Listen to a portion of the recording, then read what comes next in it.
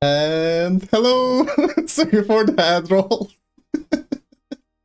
I just wanted to be here. I just wanted to talk, but suddenly ads started a bit late. Randomly. They didn't start whenever I press, and it wasn't going whenever I do. So sorry for it. But hello here. I'm Shirami Shoto, and thanks for having me here on the stream. Hello. How's everyone doing? Today we are spending our time with Mildra, our awesome content creator who's knowing all of this stuff for 10 years, so he knows more than anyone here, especially me. I don't know anything about tabletop RPGs, but I want to really learn, and we have the best here to learn. So, I hope everyone has a good day, and thank you so much for coming here. We have Mildra here, who streams on Twitch also, who has YouTube content for 10 years, lots of subs, lots of people here there too. He has interviews, he has videos, a lot of stuff. So, check him out. Hello, Mildra. How's your day going? And thanks for the collab today.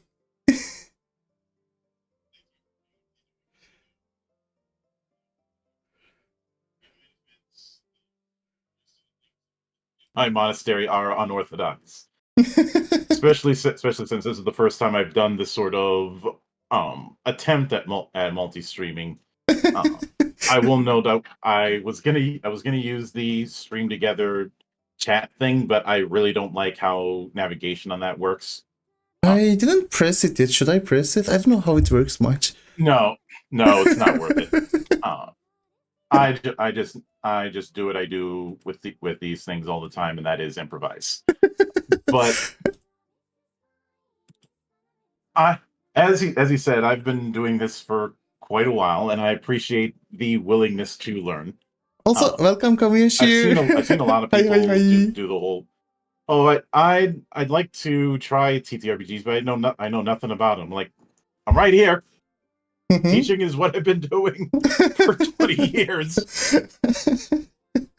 I mean, I'm gonna be asking questions like from the beginning, probably, like, you know, the basic questions, what it is about, what should we know, like everything that someone that never ever played asks. So there might be things that, you know, might be really weird to ask, but I'll be asking everything. I'm ready. Yeah, I know that there's the saying about there are no dumb questions. I think it's more accurate to say the only dumb question is the one you don't ask. True enough. So before anything, I would like to ask. This is going to be like an interview kind of question, but I want to ask it. Why would anyone really should get into tabletop RPGs? Like, what's the plus of it? What's the minuses of it? Why would you recommend it? I really want to know. I said something to this extent when I did my 10th anniversary stream back in August. And it is that TTRPGs are an ideal place to express creativity with a minimal barrier to entry. Because I think the only thing that could possibly rival it is writing, but with writing a story, you don't have the same level of interaction, the same level of connection, the same level of collaborative affair. Yeah, I can understand. And as opposed to sit with art, obviously you have to spend months and years studying art in order to express those ideas. In something like theater, of course, you need to do a whole lot of practice, and it's not really your ideas that you're going to be expressing all the time, unless you do one of those weird ass one-man plays, which I wouldn't recommend as a first timer or as a veteran. And with say video games, of course, you've got to learn so many different things. You have to wear so many different hats, especially if you're. I am always in awe of the one-man development teams when it comes to video games, because I know how many hats they have to wear. Yeah, sorry to interrupt, but with the video games, there's that in the end, you're going with what game wants more than what you want. Well, here I guess you can be more free-ish. That's my guess, at least. there is the limitations with that, and that's been part of the stuff that's been thrown at me when I stated that there's nothing wrong with drawing upon video games for TTRPGs. I Because they see. have a closer relationship than people think. Mm-hmm. But that's a whole other kettle of fish. I may get to that later, but we'll see. Mm-hmm. Now one could now here's a little bit of a inside baseball. I guess I'd say a lot of times a lot of what people think you need, depending on the game in question, you really don't. Like, some people think you need this 500-page book with a whole lot of rules, bylaws, etc., etc. Not really. That's a choice. Some people say you need to have a big ass map. No, you don't. Some people say you need to have a billion or so shiny math rocks. No, you don't. That is our choice. We are addicted, and we have no shame about it. Some people say that you need a bunch of minis. No, you don't. And different types of dices, though. I always see those dices different, every kind of dice, every color, every different shape. There are games that don't even use dice. There are games that use randomizers that are not dice. For fuck's sake, there are games that use a Jenga tower as their randomizer. Which I do, as an aside, I do think Jenga should be considered a form of torturing non-combatants, especially late game Jenga. Where everybody's looking at it like they're wondering with the same energy that bomb disposal is looking at a bunch of wires on an improvised bomb. What if you're color blind, though? What are you going to do then? Pray. Gray. Every color is gray. No, pray to whatever God is watching. Oh, I mean that works. Yeah, that's fair enough. But even in the current scene as it is now, the excuses when it comes to getting into tabletop are less and less. And as somebody who's been in this tabletop scene since he was 10 years old, I have seen and heard every single excuse. And with the internet age and with virtual tabletop and so on, the excuses are less and less viable. Because some of the excuses that I hear are, I'm not good at math. There are games that use very light if no math at all, or I can't afford a bunch of books. There are games out there that are for free. There are whole blogs dedicated to cataloging free games. There's a crap ton of stuff during the old 1KM 1KT project, for instance. To be honest, my excuse for till now at least was my social anxiety. There are solo games. I didn't know that, actually. The reason I never got into tabletop RPG, basically in university, actually there was one club of it, like in another school. I actually really wanted to start and go and learn about it. I became friends with people, then I spent some time, then social anxiety kicked in and I never actually went there. It was actually a huge issue for me to meeting new people, talking with them, trying to learn something I have no idea about, game-wise or anything, because you don't know, you are scared, and you're going to meet people that knows it for years. That's kind of scary. Anything you would say for that? Really, I look at it in the same way I look at picking up any other kind of hobby.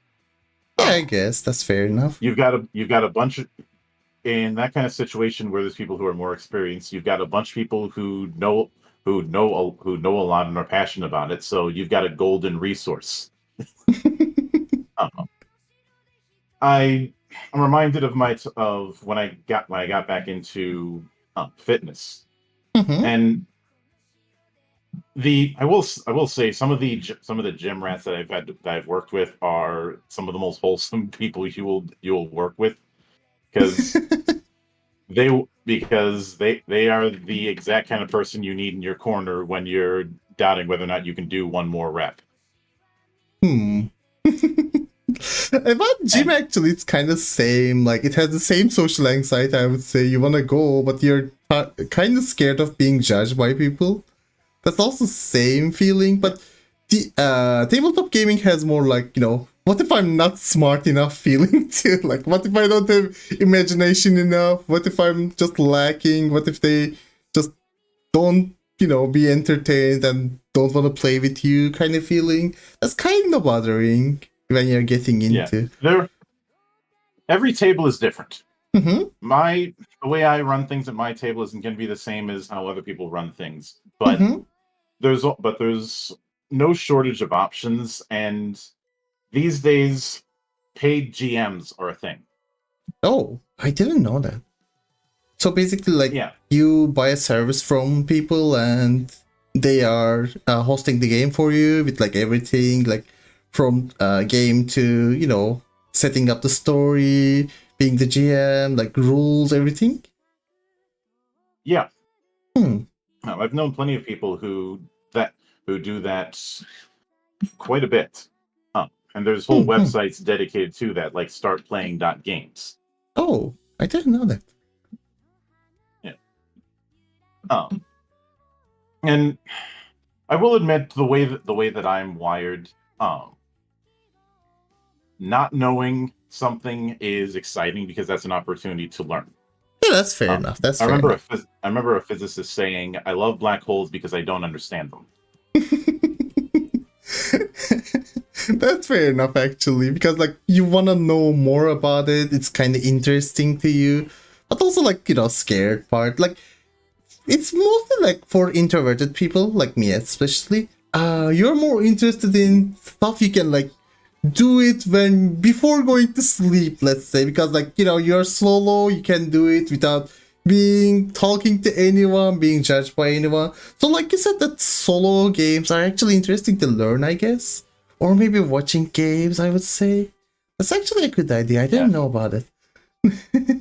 I've watched my fair share of actual plays, and I've been critical of the fact that actual plays don't do one of the big problems that a lot of people don't want to admit in the tabletop scene is the teaching tools are lacking. Oh. And I think a big reason for that is a lot of people are using thought processes from like the 1970s or 80s, and because they've been inundated in that style for that many years, they haven't learned how to adapt. And I'm a big fan of various sports, both in my neck of the woods and abroad. I've mentioned my enjoyment of F1, and in particular my enjoyment of dunking on Ferrari every chance I get because they make it so easy. But, in a lot of sports, things change constantly, and the teams that are able to remain successful are the ones that are able to adapt when changes in regulation, technology, etc. come in. Instead of utilizing what worked before, because there's an easy trap of, oh, this worked before, so it'll work again. Oh, it's not always how that works, and in fact, more often than not, it can blow up in your face. Yeah, I can understand that.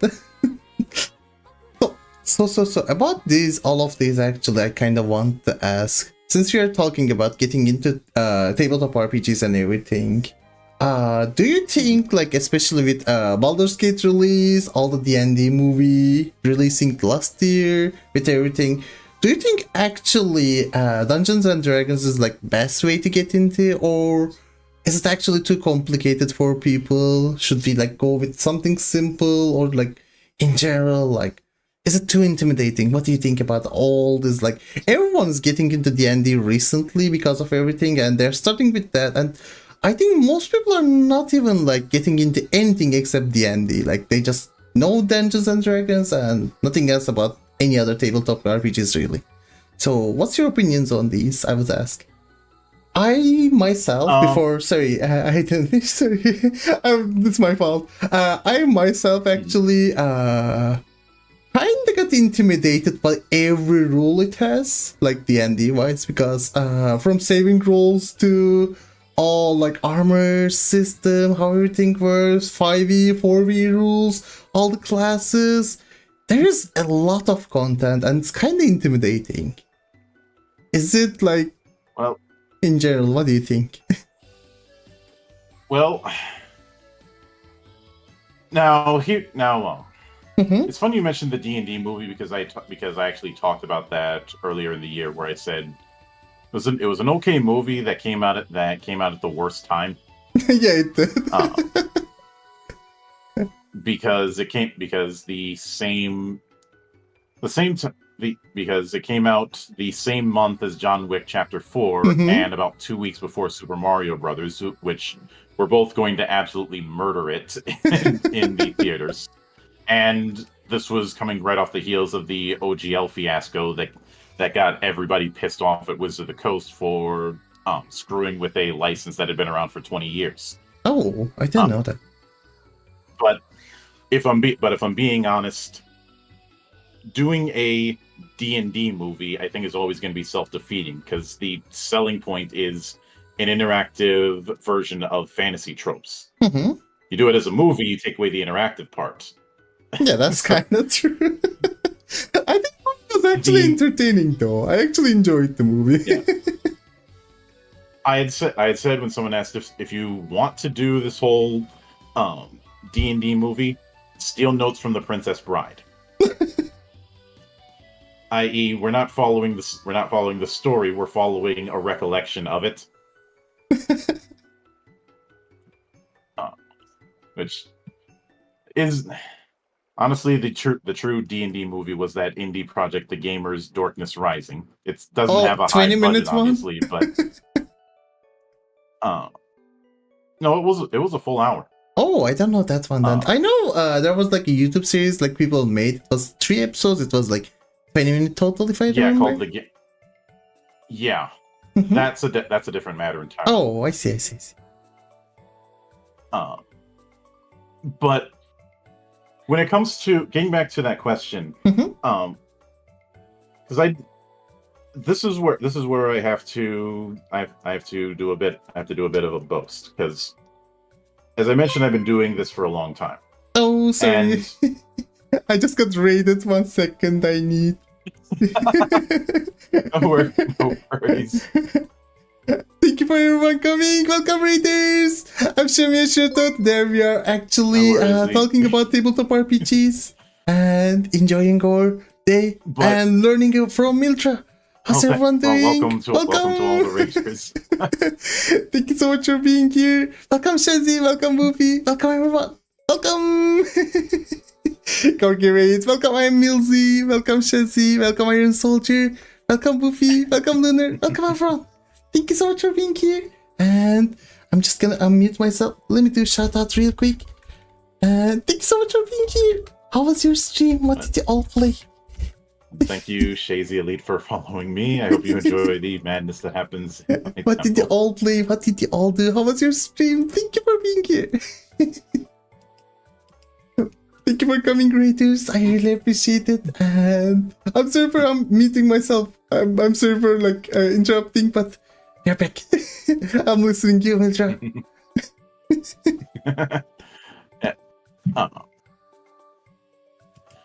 And also thank you, Boofus B, for the follow. Well, I hope you enjoy the madness that happens in my temple.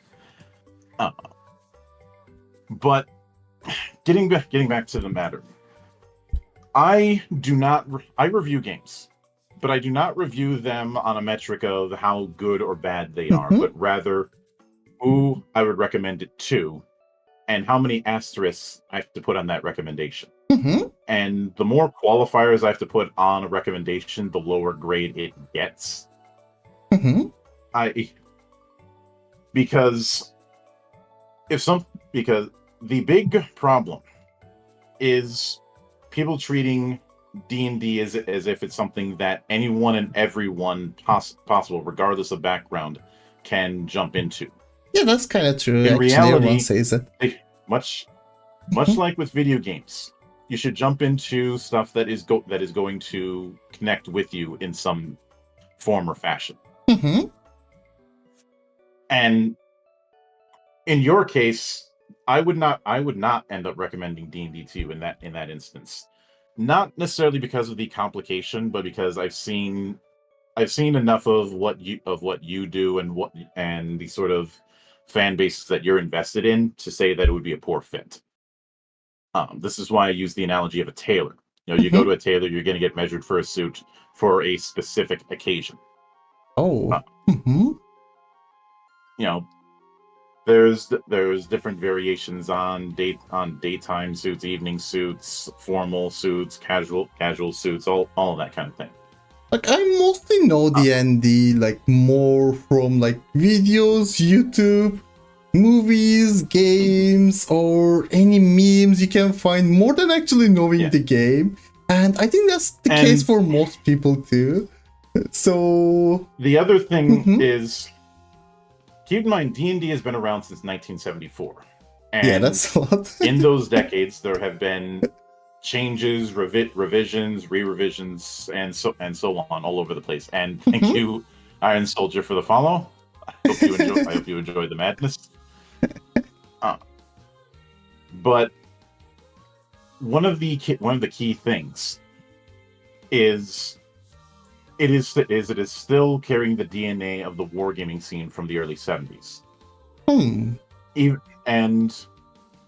wargaming, a lot of the war games, were originally trying to simulate historical battles before veering into fantasy battles.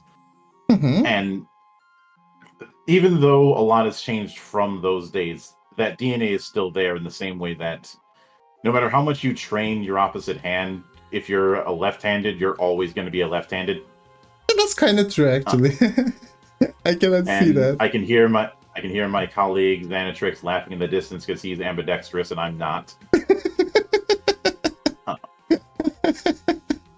I actually sometimes use my left hand, sometimes right, but I'm not sure if I am too. I might be just, weird. If I threw a football at you, you would reflexively catch it with one of them. So yeah, that's true. That's true. That's usually the case. Thank you so much for the lyric, also Shazzy, and thank you so much for the rate again. I'm sorry, like we're in the middle of interview, kinda. So sorry if I don't answer sometimes. I'm muting myself here and there. At the end of the day, you gotta pick one of them. Thank you. But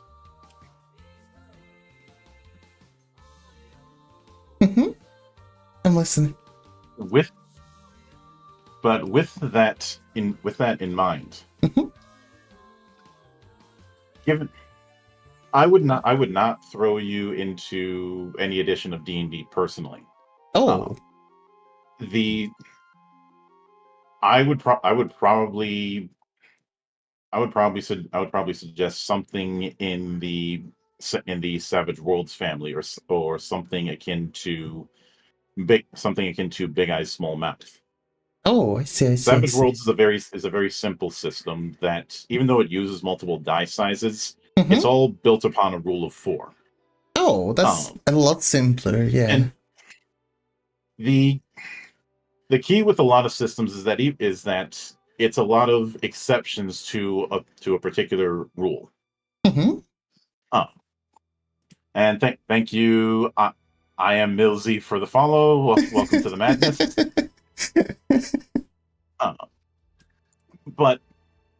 And that's just a spitball example. There's also stuff like Anima Prime, which uses a pool of D6s and is very much drawing inspiration from stuff like Final Fantasy and Avatar, and going for a very steampunk-like design. Oh, I see. More like Final Fantasy 7-ish, I guess, then, if it's like I'm actually steampunk, though. Which Final Fantasy more closer? It's 9? I'd say 6, 14. Oh yeah, 6 would work too. But then that's kind of what I mean when it comes to the Taylor thing. Because saying what TTRPG would I recommend for somebody just getting into it, that doesn't tell me a whole lot. Oh, that's true. Actually. If I'm actually going to recommend a game to somebody, I would need to know what sort of fandom they're in, what sort of genres of storytelling they gravitate to. So, sorry to interrupt again, but you mean it like, for example, I'm really a high fantasy fan, so like, for me, D&D is like really good, but for someone that hates fantasy setting, no matter what you go with, probably something like, I don't know, cyberpunk or something sci-fi, or maybe like, you know, steampunk, core punk, anything different would work better. Or maybe even like militaristic setting. I think there's like even those kind of tabletop RPGs too, like full military, full soldier, full like with different thingies. Like there's a lot of, I think there's even like space tabletop RPGs. There's a lot of genres in it. Like for someone out of it seems like just we are like talking about one game, but it's more like whole like game universe kind of thing where you can have any kind of topping, I guess.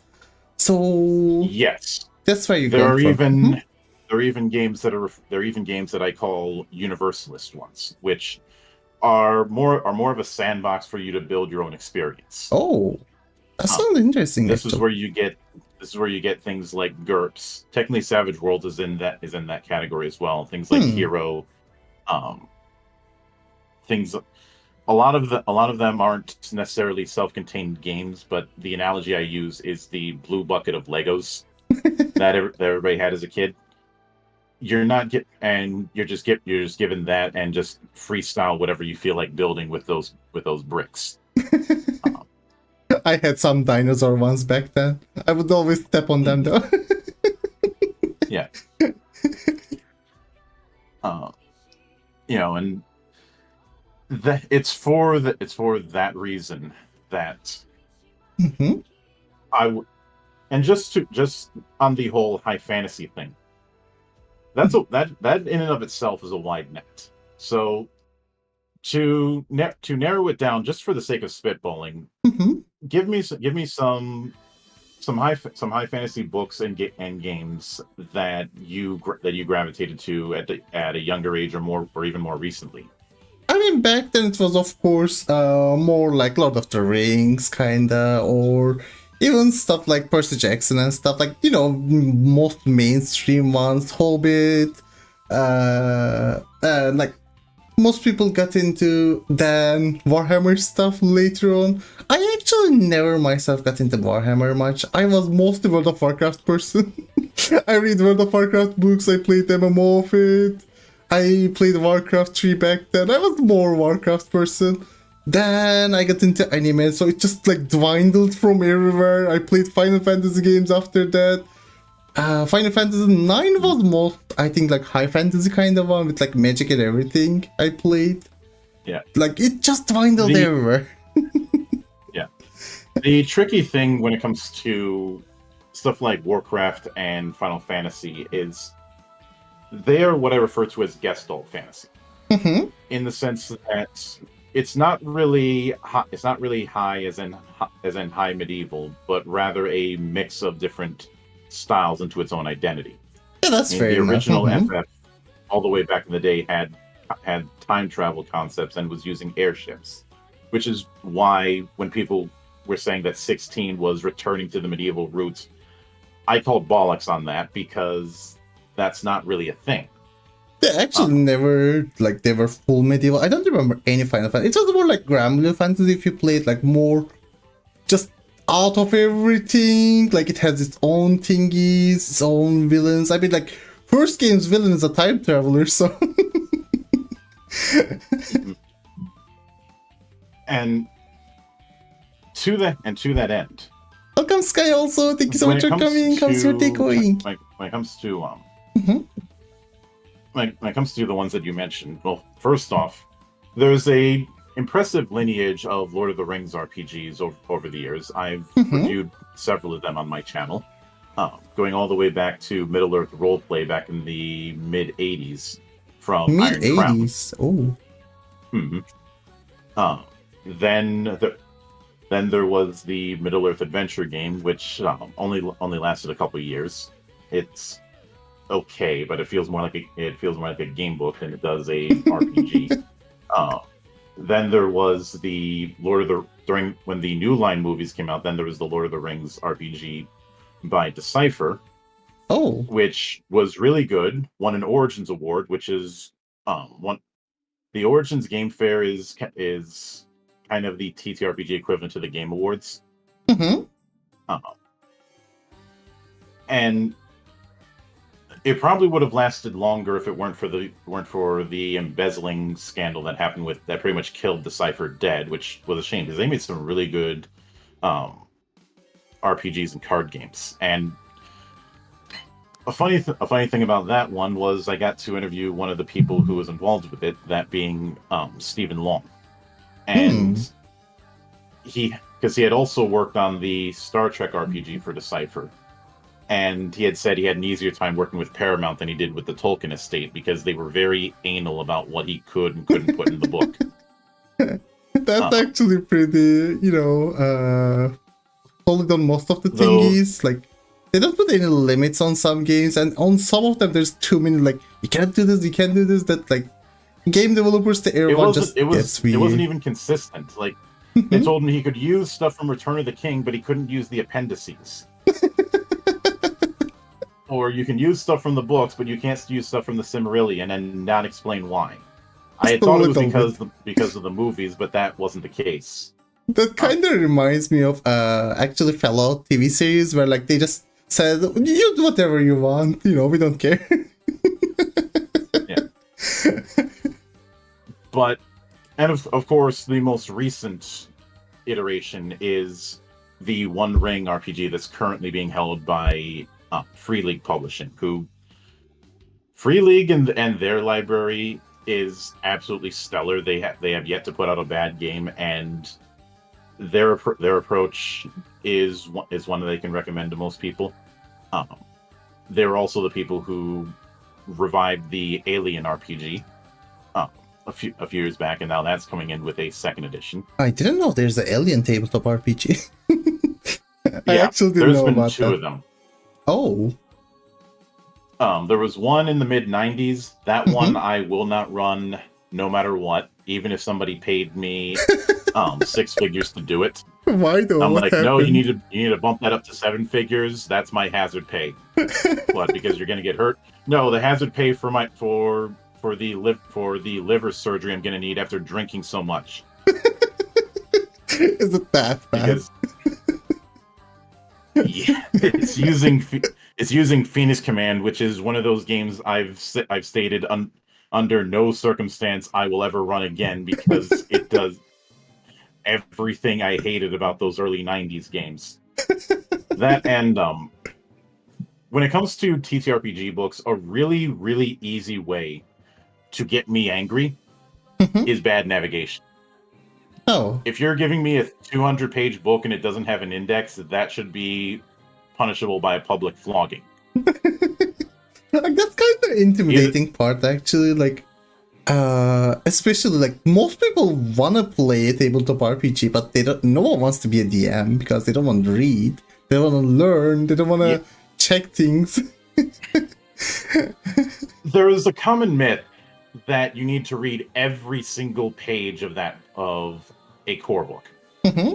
Speaking from experience, the only person who really needs to do that is the GM. And that is because a GM is equal parts referee, judge, and film director. It's their job to make sure the rules are consistent at the table and make the judgment calls when need be, as well as move the story along. And as a result of that, they need to. But even I do a whole lot of skimming. Some of it is due to the GM sections in some books just being glorified advice columns that I don't need because it's not telling me anything new. And in a lot of cases, a proper GM will highlight the parts that the players are actually going to need. Mm-hmm. Not to mention, I know I made the crack about large books. There are some books that are stupid small. There's some TTRPGs that are 1 page. 1 page? What? That's more like, Yeah. Monopoly rules. Now, in my case, some of the books that I have I actually enjoy reading because I really enjoy their presentation. Mm-hmm. One big example is the post-apocalyptic game Degenesis by Six More Vodka.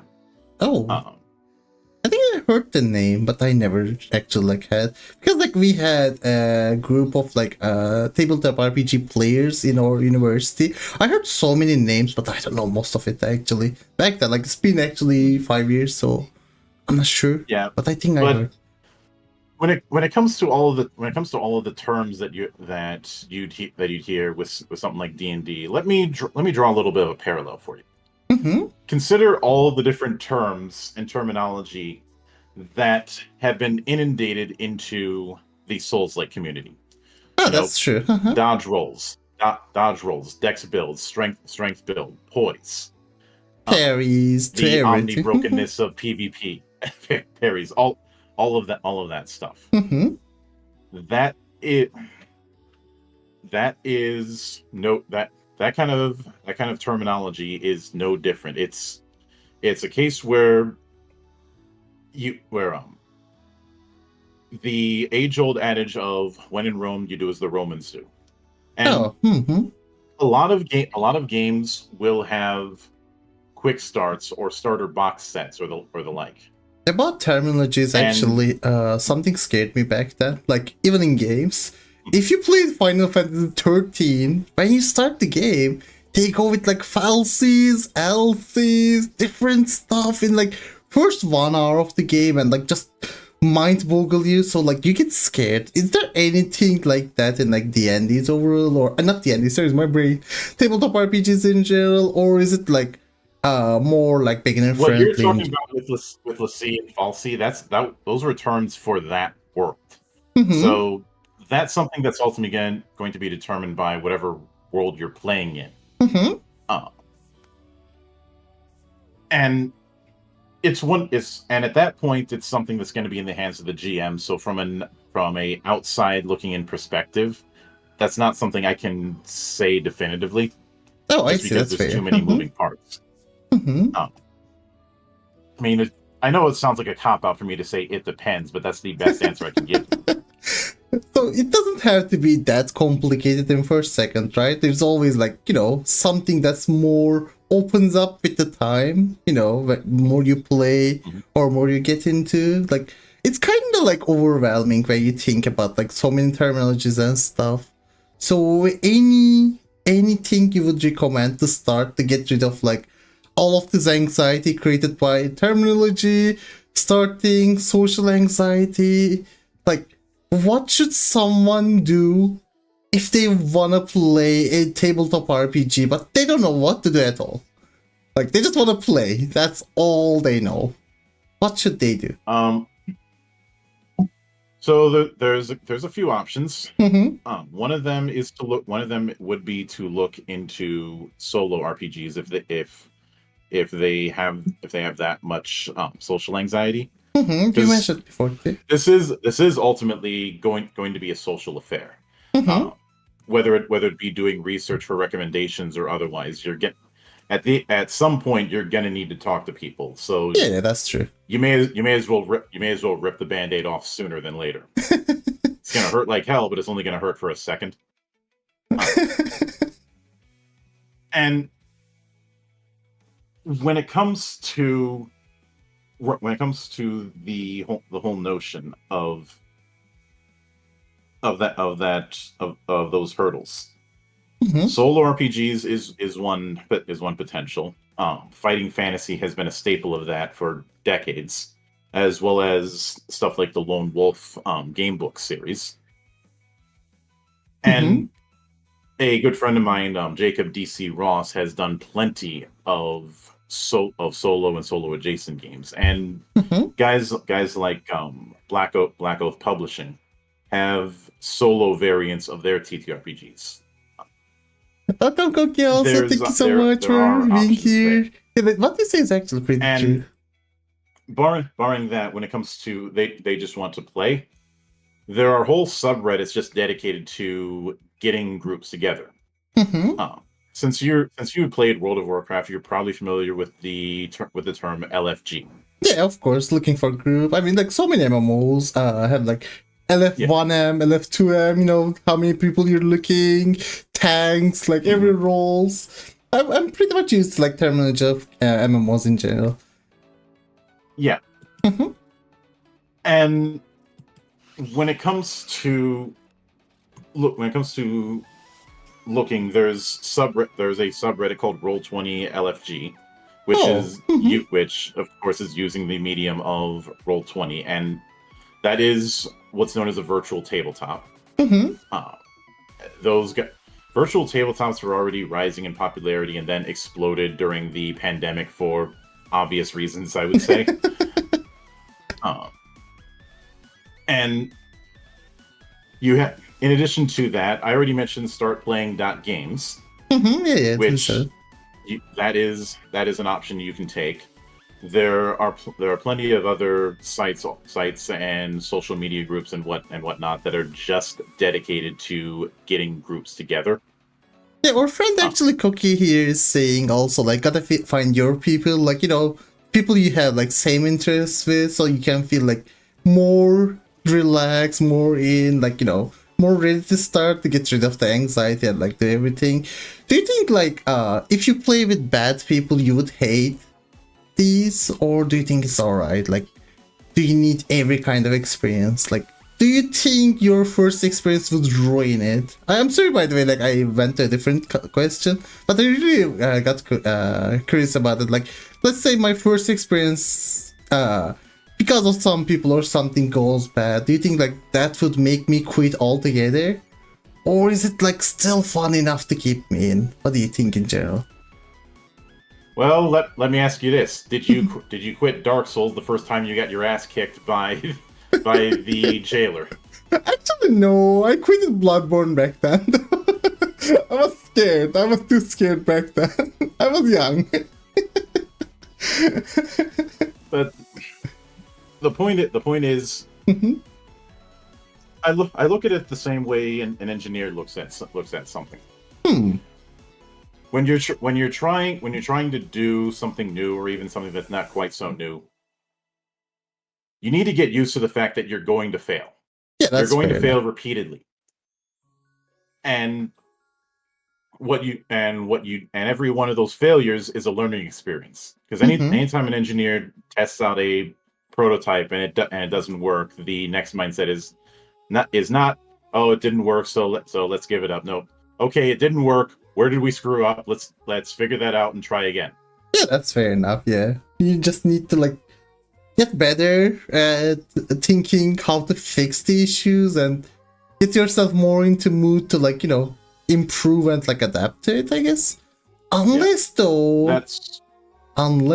what if you like get kicked from your group or something? Is there anything like that? Like, you know, you play so bad, you do something that they just don't want you anymore. Find another group. I guess that's fair. That's fair. I've been kicked out from plenty of groups. That's why I don't work with the RPGA anymore. So it happens.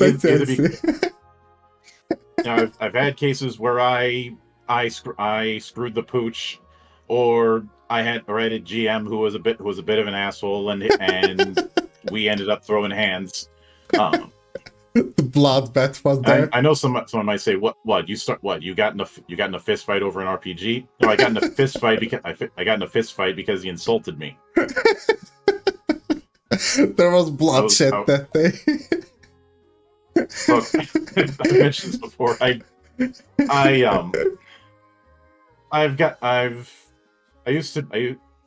in a small time affair I did like defenseman when it came to hockey, and you know, most sports, whenever a fight breaks out, everybody's trying to break it up. With hockey, it's a case of, okay, everybody give them their space, and we'll deal with them after they've gotten it out of their system. And sometimes in those situations, the gloves are going to get dropped. It's just, look, it's not ballet; it's a contact sport. You know what you're getting yourself into. You gotta deal with it. It's a deal with it moment. Yeah. And this is why I liken this sort of thing to that whole hard but fair philosophy that you see in a lot of Souls-likes, because certain situations aside, looking at you, Blighttown, fuck you, whoever made that. Blighttown. I died there so many times. I don't even want to talk about it.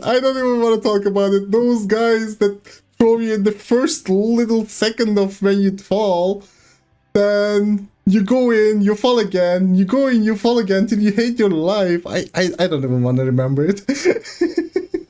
I look at Blighttown is to Dark Souls what the Water Temple is to Legend of Zelda. That thing that the devs probably went a little bit too hard on. But the point is, you end up dying. You're like, oh, all right, just let's reassess and try again. Because usually, barring certain extreme circumstances, if you die, it's because of a mistake or misplay that you had made. And it's up to you to figure that out.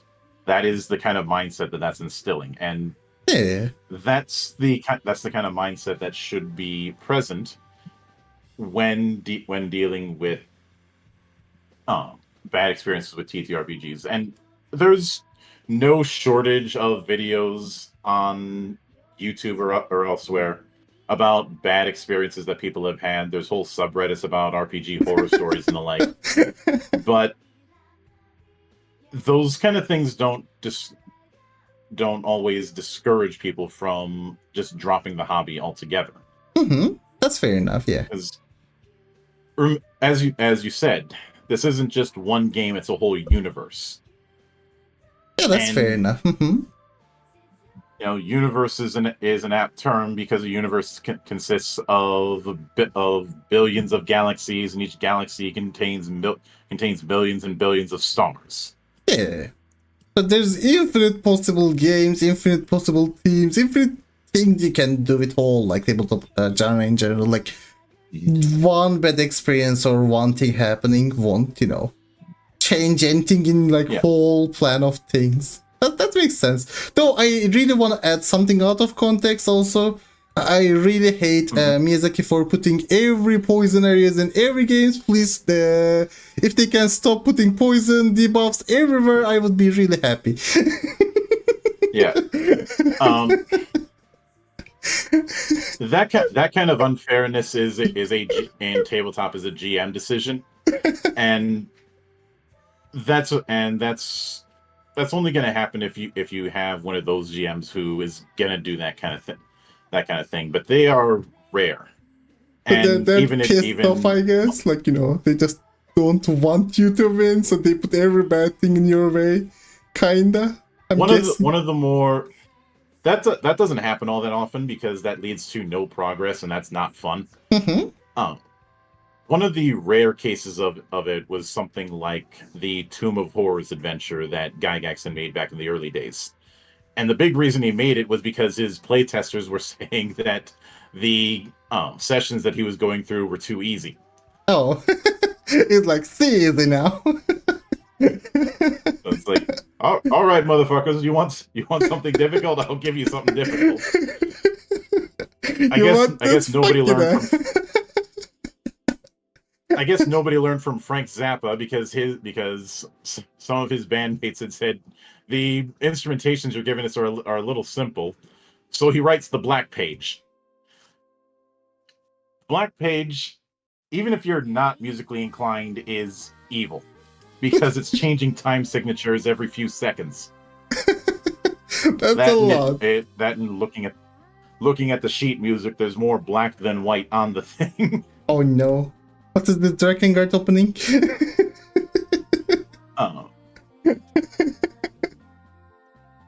Like, actually, I kind of wanted to also ask something more. This is kind of a beginner question. I'm going all the way back, but when you're starting tabletop RPGs, do you need anything? Like, do you need to buy anything? Do you need to get something? Like, does it require any budget? Like, what's it in general? What do you need to do? Like, let's say today I wanna start. I wanna play tabletop RPG. Can I do it online just now? Like, can we just do it now? Just going into a website, or maybe like, you know, with a GM, with something? Or do we need like months of preparation, like old times, getting around, gathering? Like, how does it work nowadays? If I wanna do, I mean, I saw your It streams. ultimately depends on the game. Mm-hmm. It ultimately depends on the game.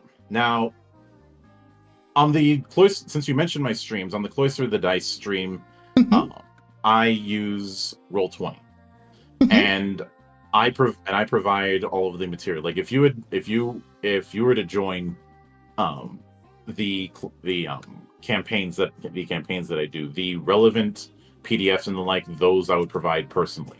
If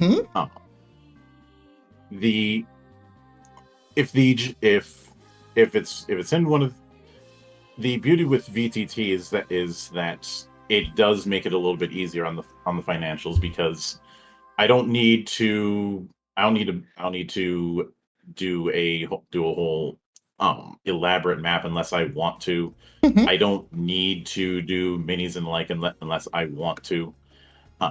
The dice are already integrated within a virtual tabletop, so that's taken care of. So And if I'm more using like a homebrew feeling kind of too, also because it's online, I guess. Yeah. Well, homebrews are going to be inevitable. It's like no one plays Uno as written. But when it comes to the cost, it ultimately depends on the game in question, whether or not you're playing in person or on a virtual tabletop, and what the demands of that particular game are. Because there are some games that are played in Theater of the Mind that don't use any maps, don't use any minis. It's just paper, pen, and dice. There are some games that want to go for a bit more of a simulation and do use those things.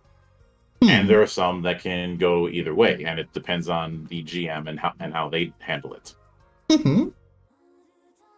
So, and even with that, at that particular, a decent table will be willing to share PDFs or books as long as you make sure to not have Cheetos that day.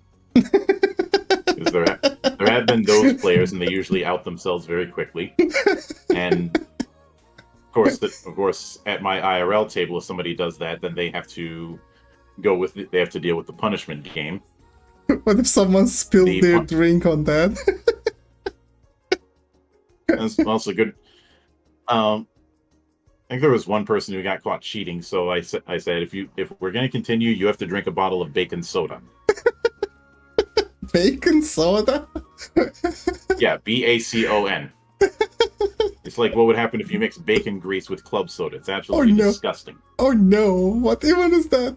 I kind of want to Google it right now. 1 second. Oh, even the look of it is really bad. What is this? It looks like an orange juice, but it's a soda. I don't want to see it. There's even the chocolate version. There's a version with chocolate. I don't even want to talk about it.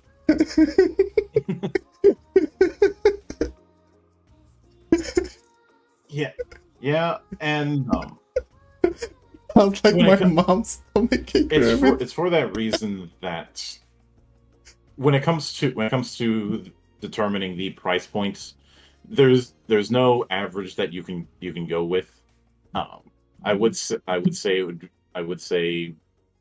going the digital route, things get a whole lot easier.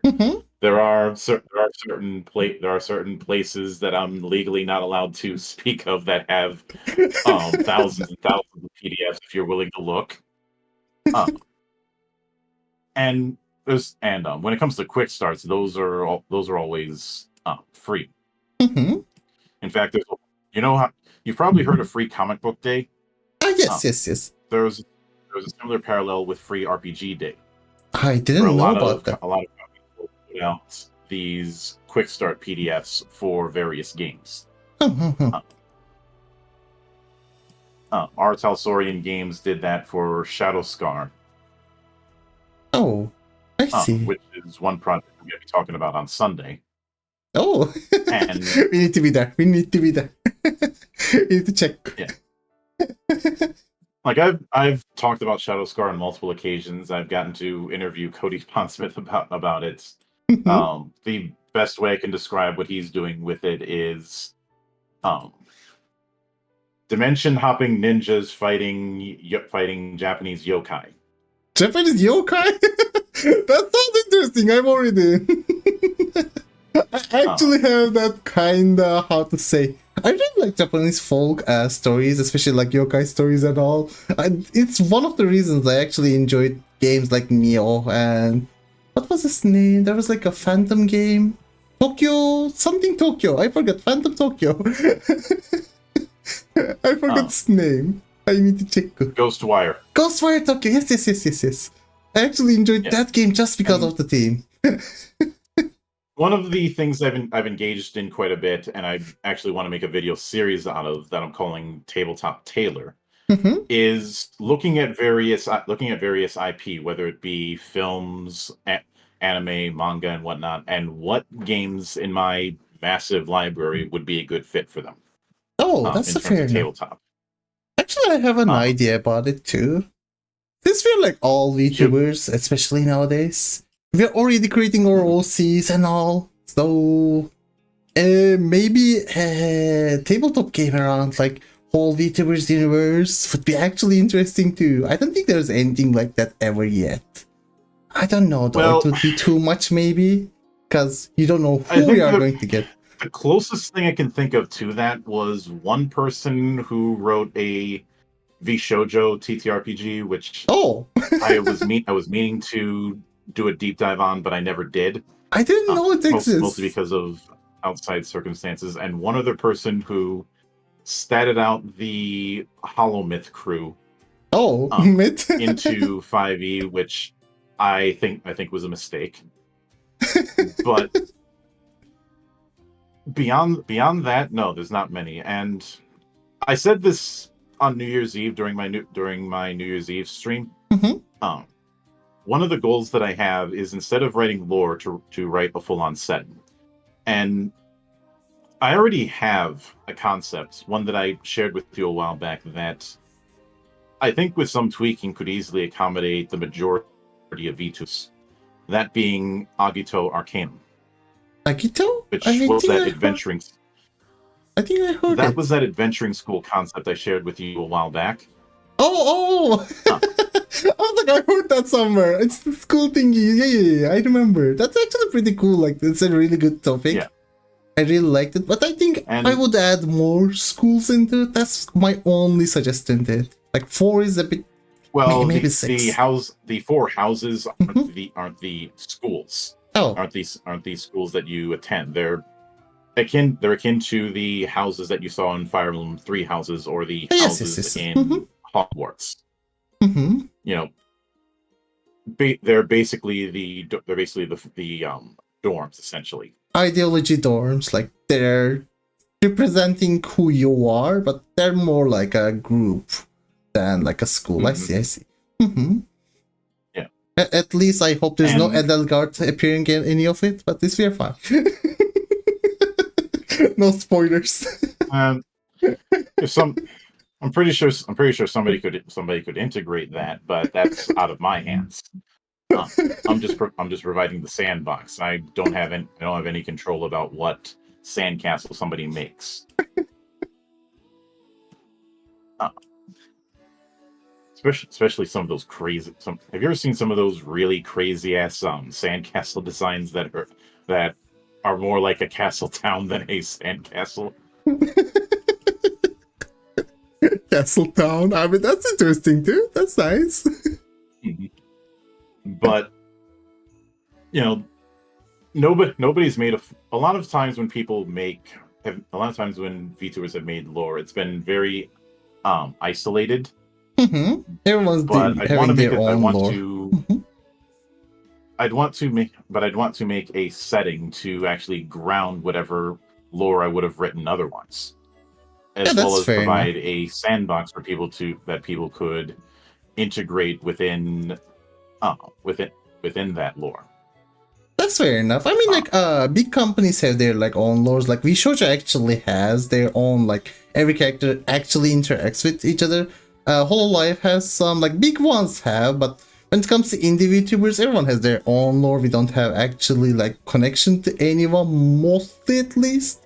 So yeah, it's a bit harder, I would say. That's fair enough. I wouldn't be able to, connect every indie out there, but at the very least I could provide a potential sandbox. And there's, truth be told, the lore worlds that Hololive and Vshoujo have was not the inspiration for that idea. In fact, it was two things. One, I love power metal. I especially love fantasy power metal, the kind that comes out of Germany and Finland. Although a metal band coming out of Finland is a bit redundant because they have the largest per capita amount of metal bands in the world, and Germany has been the birthing ground of power metal bands. Oh, Probably because Germany's the per capita leader when it comes to cheese consumption. Yes, these are related. But where did that come from? But power metal is a lot of cheese. That's true. That's true. It is a feta fortress on Mount Mozzarella. And what I think, one of my big inspirations was bands like Rhapsody, now known as Rhapsody of Fire, and Bal Sagoth, who their album booklets would have these multitudes of stories that were in connection with the music on the album. There was a similar thing with the Proto Men, which was this dark, almost cyberpunk retelling of the Mega Man mythos. Oh, Mega Man is cyberpunk? I never heard that.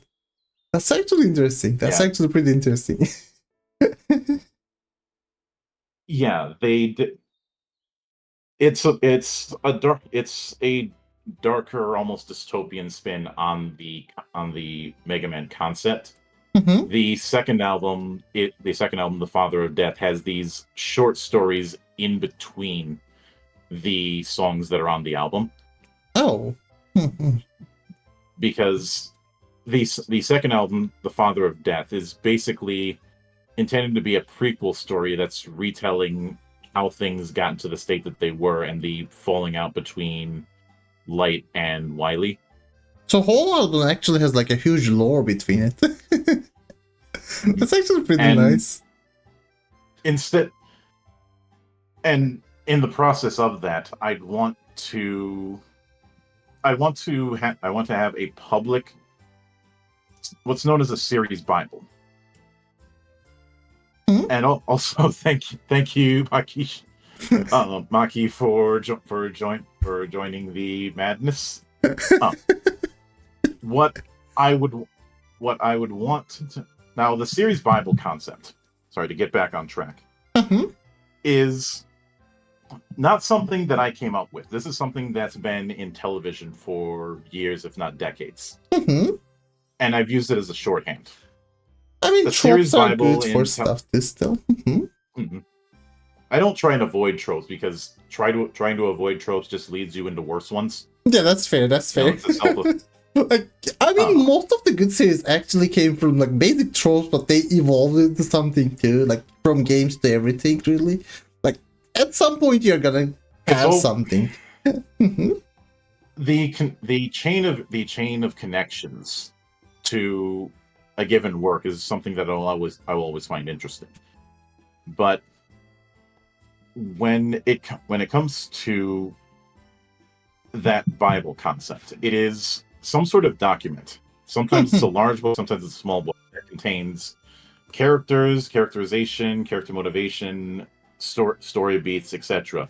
Mhm. Basically, this one document that everybody can reference to make sure any storytelling within that show or world or whatnot stays consistent. Mhm. This is often where the rules of a particular fictional setting are established. Mhm. I mean, in general, And like, hello there, that's fair. Mhm. hello there, Maki. We are just doing a bit of Q&A on Tabletop. Thank you for joining the madness. But I think I first heard the term right around the time I was doing some behind the scenes studying on gargoyles, which is where I got another term I've used a few times, tiers and tent poles, Oh.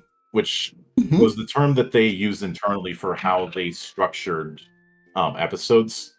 Mhm. Because the idea of a serialized TV series was significantly unpopular in the 90s. Oh. Because networks really really hated serialization. They like to have episodes they could just throw in any time slot. Some more episodic And feeling, kinda. yeah, Mhm. and tiers and tent poles was an attempted compromise. Mhm. I.e., you can put these episodes in any order, but they have to be in between these other episodes. Oh, I see, I see, I see. So it's like And a mini since I arc kind structure, of feeling, structured wise. yeah, since I structure a lot of my campaigns like I'm doing episodes of a TV series. In fact, internally, I call individual sessions in my notes episodes. It's one of those things that carries onward. But when it truth be told, there's a lot of games that do a similar thing. Yeah, that's true. That's A true. lot There are of so the many world of, story-based games too. Especially like with the movie-like series like Telltale games and everything, they went more episodically recently. Like they don't do. episodic gameplay has its roots in early PC gaming. Oh, that's true. Mhm. Especially growing up with a lot of old school shooters, that was how things got released, was episodically. Mhm.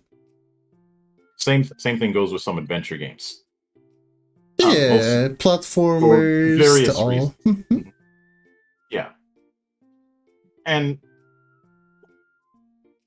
in that same vein, I'd like to run a little bit of an experiment, if you don't mind.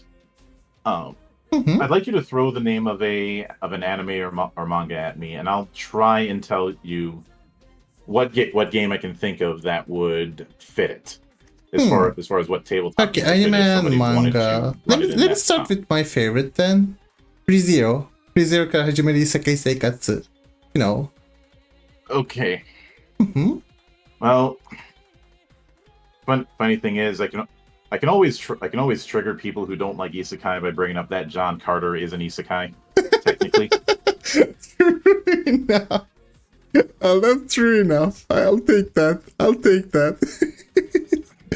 Now, It's literally an isekai. Whole thing, whole monsters, everything. Story written. Yeah. It's an isekai. now, given all of that, Mhm. the whole turning back time thing, there's no way to really put a rule set on that. Yeah, that's fair enough. But in terms of just the core concept of reincarnating in a fantasy setting, there's plenty of cases where that could be done. Mhm. For the purposes of this, I would probably bring up stuff like the fan translation of the Japanese Long Horizon TTRPG. Oh, Log Horizon actually watched as- anime too. Yeah, as one possibility. Mhm. Obviously, another one, if somebody wanted to go the bonkers route, is using the Konosuba RPG, which yeah, that's a thing.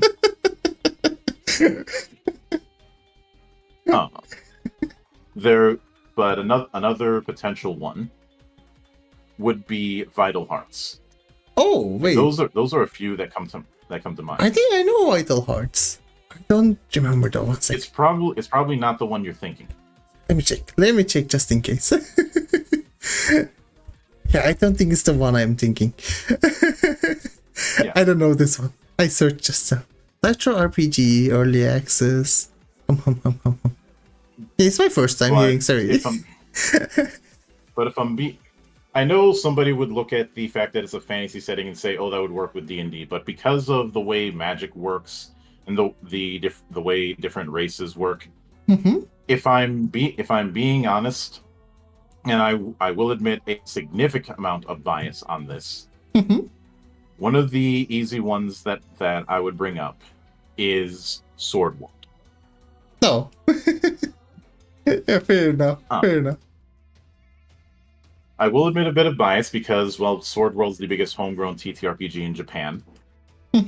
And it's one that I have a lot of experience with. I did a lengthy review, well, not review, but a lengthy actual play of it earlier this year. Oh, I didn't know that. And the key thing is the fact that classes are not really something that you pick at creation.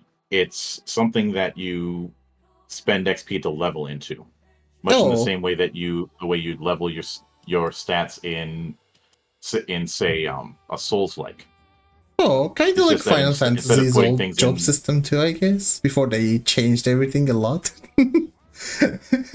Not entirely, because even in that you are still picking a job that you're equipping. Oh yeah, that's fair.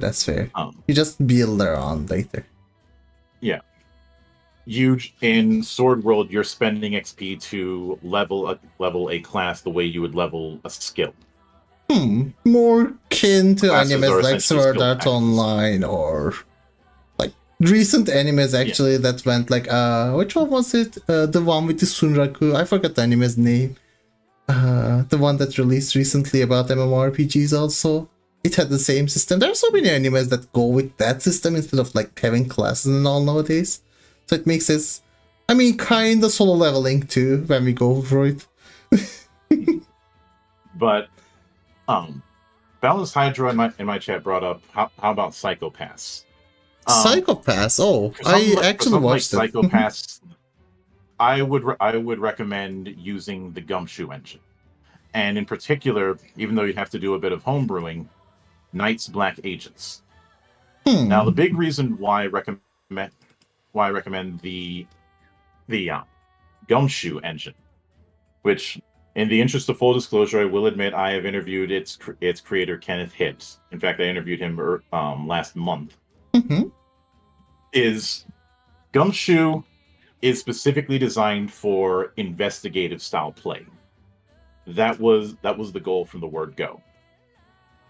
So more like a detective feeling, more than just being a world setting. Yeah, in fact, one of the first games that used the Gumshoe engine was Trail of Cthulhu, which was Call of Cthulhu, but a much bigger focus on investigative play. Oh, I didn't know Cthulhu has like an actual TTRPG about like investigation. I know the whole like main series and all. Like they even made like 3, I think, different games out of it. I don't know much other than that. There's been a lot. There's the OG Call of Cthulhu from Chaosium, which got its start in the late 70s. There's been Delta Green, which is Call of Cthulhu, but with military, and I didn't know that one. Will always get screwed. I didn't know that one. There's been Cthulhu Tech, which brings a little bit of Guyver and Mecha into the situation. No, I know the Mecha one. I heard about it like lots actually. There's like there was one friend playing it, but I don't know much myself. I just know there was someone playing it. And Knights Black Agents, which uses the Gumshoe engine, I can best describe as vampire spy fiction. Vampire spy fiction? That sounds interesting. Yes, it is It is spies versus vampires. So basically, Vanitas no Carte, Book of Vanitas, but in game setting. Kinda, if you watch the anime. Yeah. But of course, I've jokingly referred to Psycho-Pass as Anime Minority Report, but that's a whole other story. I'm just gonna say, I think Psycho-Pass after first season went kinda downhill with the blood thingy, but it's just my opinion. Mhm. I really I do have a healthy respect for people who have made full semi-working replicas of those guns that were in that series. Oh, they're really actually interesting. I've seen some videos of it too. How do they make that? It's almost the power of drunken engineering. Never underestimated engineers with free time. It's like there's one part of the world that's like, we made the Batman light, and there's one part that makes like holy anime guns randomly out of nowhere. Well, I don't even know. We already have the Batman. We already have the Batman anime light. It was called the Gotham Knights compilation. I don't know. I think they ruined kind of nowadays Batman with those TV series and stuff though. Back then it was a lot better. Especially if you've seen the new Harley Quinn manga book kind of weird thing. I'm not even going to call it comic because I don't know what's that art style, but it's so weird. Yeah. Yeah. But outside of ReZero, what would be another one that comes to mind? Okay, let's go something totally different, I guess, because I don't want to go another isekai. Let me think. Let's think. Should we go with like something mecha maybe? I don't know, like a maybe mainstream one, like let's say Code Geass. Mainstream, everyone knows. It's more mecha, world building setting. Yeah. So obviously with something like Code Geass, you're gonna have to do a little bit of bending the rules a little bit, but like I said, everybody's gonna do that. It's not a matter of if, it's a matter of when. And how Gygax even accounted for it. He house ruled his own book. But I would say Battle Century G is the one game that I always recommend to people when it comes to wanting to do mecha. And it even has a simplified version that came out earlier this year called Battle Century S. Oh. This originally started as a project on the TG board on 4chan called Giant Guardian Generation. Yes, I know some people are going to get their fading touches about me mentioning 4chan, but I was a long-time poster on TG, and TG gets shit done. It's just knowing 4chan, the name of it already scares people at this point. Yeah, I guess you could say I scared the fear out of me. But Battle Century G is a nice middle ground between the very, very crunchy but highly customizable Mechton Zeta and the more simplified affairs. And the other reason I bring it up is Giant Guardian Generation. It's when it was known as that was intended to be a tabletop adaptation of the Super Robot Wars universe, and in doing so, having very highly customizable pilots and mechs. When it decided to go legit, it scrubbed out all of the Super Robot Wars stuff and retitled itself Battle Century G. And then re-released a bit later in a remastered form. That's just cleaning up what it already was doing. I see. If someone was going to run a Code Geass campaign, it would fall on them to build the mecha themselves. I'm that's the But fun of it, that kind at some point. Mhm. Like you wanna make your own character, you wanna make your own mecha for it.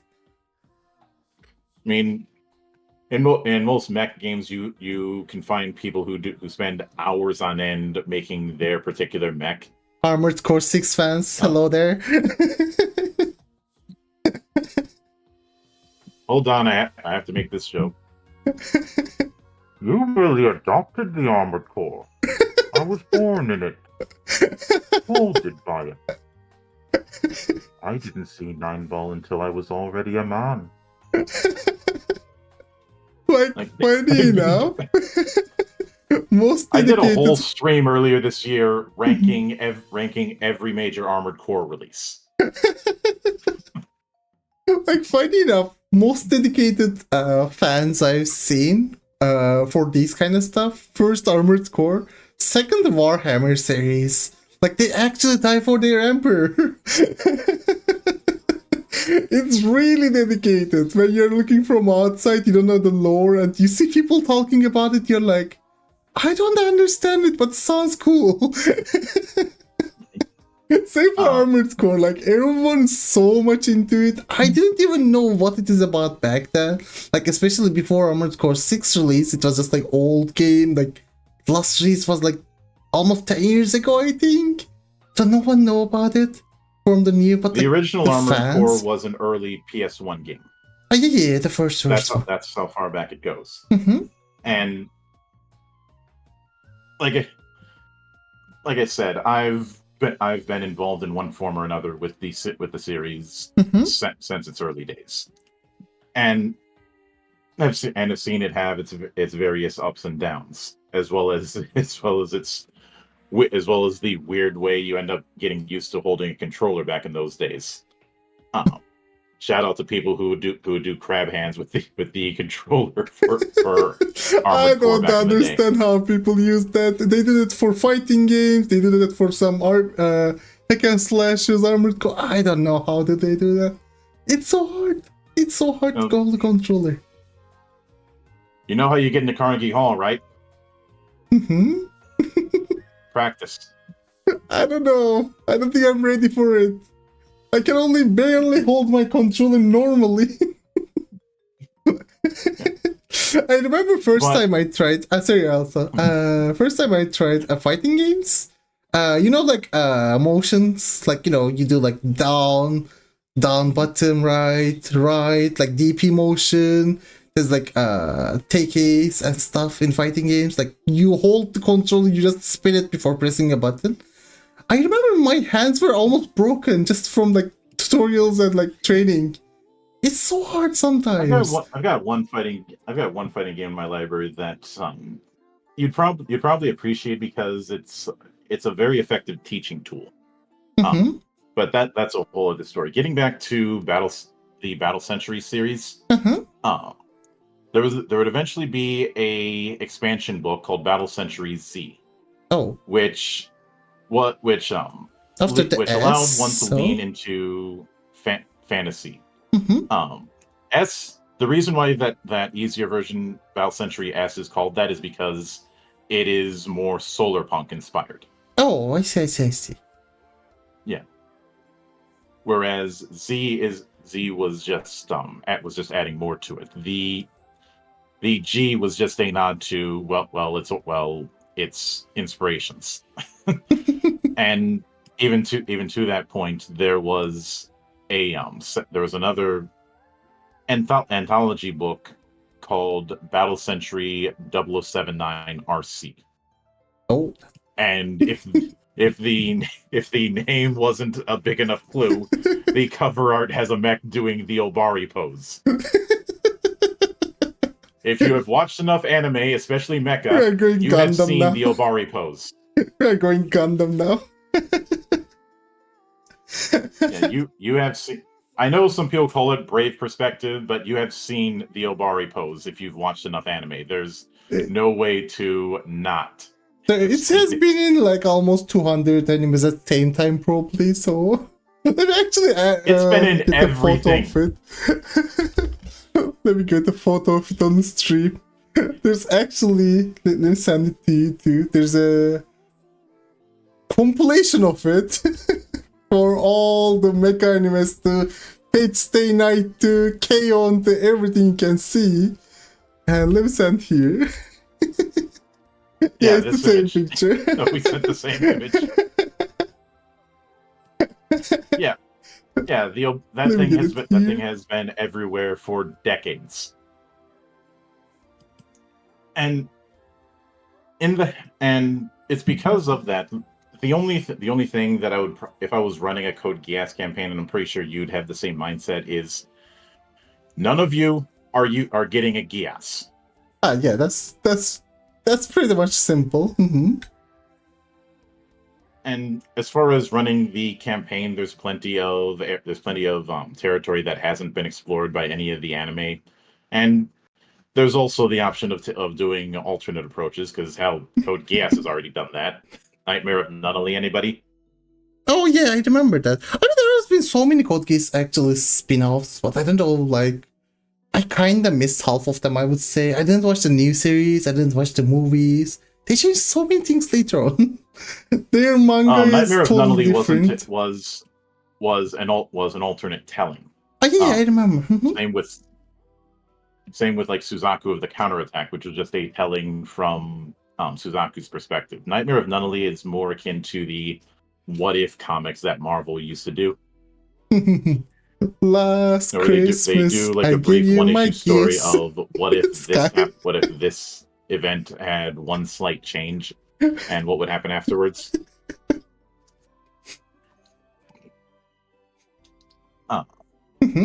And Battle Century G can be used for a wide variety of mecha that are whether or not they're in the super robot or real robot line. So that would be my recommendation for that. I kind of want to go for a basic question back. Sorry if it's like going to go all the way back, but I want to ask, for someone new, for they're creating like their character sheet, you know, like when you start, first thing you do is most likely creating your character sheet, right? Or tabletop RPG. So what do you suggest for them to look for? What should they do? What should be in their mind? Like, they shouldn't create, I don't know, poop dingle poop, right? For their first character. They should make something they actually like. Like, not a meme, not just random. What do you suggest? Now, once again, this is another one of those that depends kind of questions, but I can only speak for myself and how I do things. The first thing that I do is tell them, don't look at the character sheet, give me a concept. Like some sort of concept that you'd like to explore as a character, and that's like just a sentence. Don't worry about the finer details, we can work on that as we go. That's actually pretty fair, because like you'll be more creative, you'll give more of your ideas instead of just writing, like, you know, an interview paper. And once they tell me that concept, I'm like, all right, this is what I'd recommend. You can go with that, or we can try something else. And then just go out from there. Now, if you're doing a lighter game that's meant to be more meme worthy, what's known in the trade as beer and pretzels games, that's not going to matter all that much. And in those kind of things, you can go full random and just take it. I'm going to become a warrior. Why? They're strong. They're cool. That's all. That's the whole character. Just rolling up all the stats randomly, and whatever you've got is what you've got. That is an option that can be done. Reroll. But just reroll. It ultimately depends on the game in question. So in general, it's more like it all depends on who you play with and game type you play. Also, your imagination, your limits more than like game itself. Like, there's nothing limiting you actually than, you know, the game rules and like the group you're in, basically. Yeah. The group that you're in is essentially a gentleman's agreement. That there's a certain tone you guys are going for, and things that might break that tone are going to be discouraged. Like if I'm running a mid-eastern style fantasy, and so, like say if I'm running Historica Arcanum, Mhm. which one of the core books with that is depicting this historical fantasy version of Constantinople. Mhm. And if someone says I want to play as a knight, I would say I'm not allowing that because it's not fitting the We're it's going not fitting for the the setting. Constantinople night elf. Yeah. Can I be a druid? If I'm playing, yeah, if somebody is saying that in a cyberpunk game that they want to play a mage, I'm like, you're not doing that. I guess they can go, I don't know, Obviously, cyber mages. Kinda. I don't even know. there's now if you're doing say Shadowrun, which is already cyberpunk meets magic, that would be more allowable. And then I say, okay, what approach are you doing with magic? Mhm. You doing a shaman? Are you doing a combat mage? You doing something in between? Since Shadowrun is very freeform on that. So it's, and in fact, one of my famous stories that I've told people was I was running a game called Lex Arcana, which is a alternate history Rome. Basically, what if through the influence of divination techniques, Rome did not fall in the year that it did, and not only survived a couple hundred years past when it was supposed to have fallen, Mhm. but actually established colonies in England and Britain. So more realistic And setting, historical kinda, but changed version. Yeah. Mhm. The central premise with it is that the player characters are members of the Cohors Auxiliaria Arcana, Mhm. a branch of the Praetorian Guard dedicated to investigating and dealing with supernatural threats. Oh, so it has like both of the And worlds. and what I would write when I wrote the primer for that campaign, I made it explicitly clear this is an investigative leaning campaign. Don't kill everything. Do not build a character that is combat heavy. You will not have an enjoyable experience. Do not think of Gladiator or Spartacus. This is more akin to X-Files or Fringe.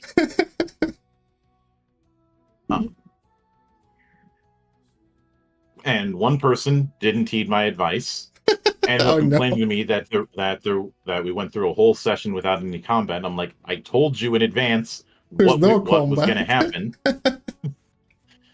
I'm not going to say that there's no combat, but it's not going to be a priority. It's like last resort. And for some, that's going to be a deal breaker, and that's fine.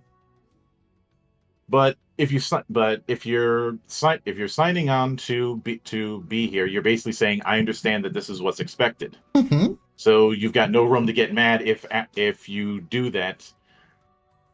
And then if you do a combat focused character in that situation because you knew what you were stepping into. It's like playing a visual novel but saying there's no combat in this. I mean, yeah. What did you expect? It makes sense. It's a visual novel. Like, what did you expect? You get exactly. Mm-hmm. So another question also. I actually wanted to ask this because like I never did myself, or I don't know much people doing it either. Like, but you're streaming tabletop RPGs. What about like general like copyright rules issues? It's like everyone is going to be using some character getting from somewhere, using references, maybe musics, maybe some pictures. Is there anything that like really bothers? Like, how do you deal with most of the stuff? No. Oh, really? No one cares. That's fair. That's good enough. That's pretty good. Because like I'm pretty sure if we did like, I don't know, any kind of stuff, someone's going to be Megumin and just spam explosion for sure. Like, we know that. The barbarian design in early D&D was was such a blatant Conan wannabe that it's not, and Arnie Conan, that it's not even funny. The arbitrator archetype in Warhammer 40k is Judge Dredd in all but name. So as long as it's fine. some of the mechs in the BattleTech universe were copies of mechs from various anime due to complications. And since I brought that up, I have to say this: fuck Harmony Gold. So let's say we're making without saying the name, we're making a JoJo campaign. It's fine, right? Basically. Completely fine. Oh, there's a handful of games that already do that. So, okay. There was Tendencies, Spirits and Glamour, JoJo's Bizarre Tabletop, Overarms. There's plenty of options on that front. Like, nobody's gonna. There's an understanding that this is basically fan work. Nobody cares. We'll just do, a bridge version of Golden Wind, like Golden Storm. It's fine. As long as it's not it, it's fine. Also, as a GM, there's like background music, there's setting, there's mapping, there's designing, so many different things like for games people do. Do you think someone needs like years of experience like as a player before becoming a GM? Like, can you even become one? Like, how does it work? Like, most people starting, they should just be players. Like, no one should even be, as long as they don't like have an experience for like long while, right? I'm guessing. Is it recommended that you're a player for a little bit before becoming a GM? Yes. Mm-hmm. Sometimes you don't have that luxury though. Oh. And in those situations, somebody's got to do it. So how do they do it? So how do they do it? They sit down and do it. Does it work well? Like, you have no experience, you just read a book, you try your best. Do you think like you can fail miserably? Is it scary? Like, that's I one refer thing to what I know. I said earlier about engineering. Mm-hmm. There's one thing I know, actually. I know you're most gonna try, people. you're gonna fail, you're gonna try again. I know most people actually are scared of taking the role of leader in any kind of station, like ignoring GM. So most people that starts these kind of stuff, they just want to be a player. I don't think anyone wants to be GM, right? For a new player. There's been plenty of that, and I usually tell people either find a paid GM, find somebody on an LFG site, or just do it yourself. You've got options. Pick one. Also another thing. Since with Baldur's Gate, especially being popular, D&D and Tabletop is being popular. Like, you know it. The influence has been huge. Is new people starting to know you just because of it? I actually want to ask this. Like, new people just coming from the game, trying to do game stuff, does it annoy a lot? How does it work?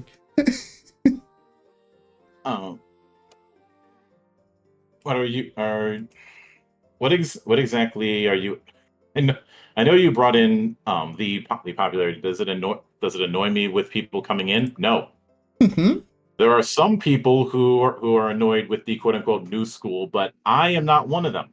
And I have told a lot of those old heads who want to turn up their nose like that to go fuck themselves with a 20-foot pole.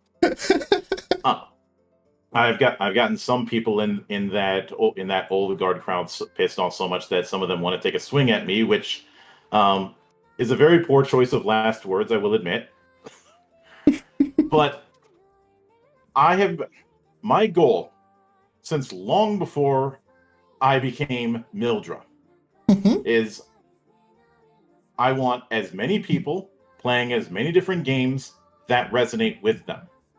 That's pretty good. Yeah, that's pretty good actually. I respect that. RPGs are for anyone. Not every game is for everyone. Not every table is for everyone. Also, I think I'm getting ads instantly right now. I don't know why, but I'm really sorry about it. The 3-minute ads are pushing it. We can continue, or we can just give like a 3-minute break. I don't know if your ads are there yet. No, and I highly restrict my ads. Oh. This is also the reason why I multi-stream, but we can take a 3-minute. Okay, then well, in the 3 minutes ad break, let's drink some water, do some stretches, get ready for it, get some fresh air. Then we'll be back in 3 minutes. Thank you so much for being here, everyone. Thank you, and thank you for the whole thing. Be right back.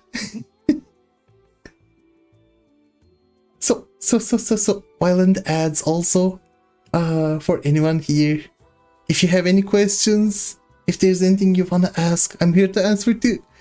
Thank you for watching, and thank you for being here.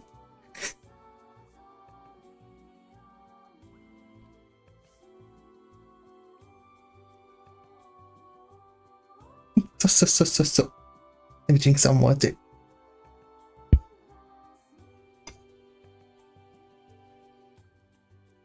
How's everyone doing? Are you all? Are you having good times? Thank you so much for the raid before. Thank you so much for being here. Sky, Koki, Shazzy, Goofy, everyone coming here. And thank you so much for all the support.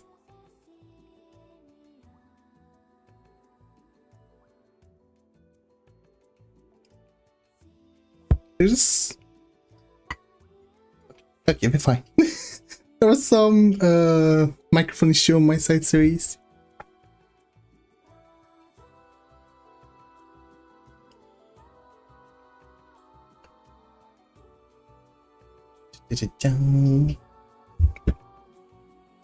Also, before the stream, I ate some kind of like biscuits and got some rice.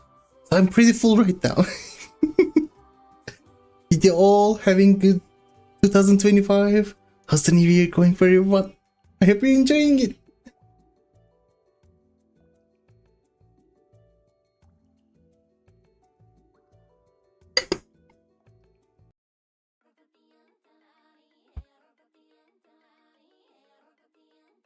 I'm just doing a water ASMR, stretching a bit. Thank you for hanging out through the ads. Thank you so much for being here. We have 1 minute left. I think I'll probably continue for stream after also, or collab too. I don't know which game we will play. We'll play some games later on too. I'm really interested in tabletop RPGs, and we're learning a lot from Mildra. So today we're getting so much information. Also, I've been doing some drawing before. I did some art again. I wonder if I should do art stream one day. I don't know though. I'm drawing with mouse, so it's gonna be really scuffed. We'll see. So ads are ending in 20 seconds. Let me write, and it'll return in 10 seconds.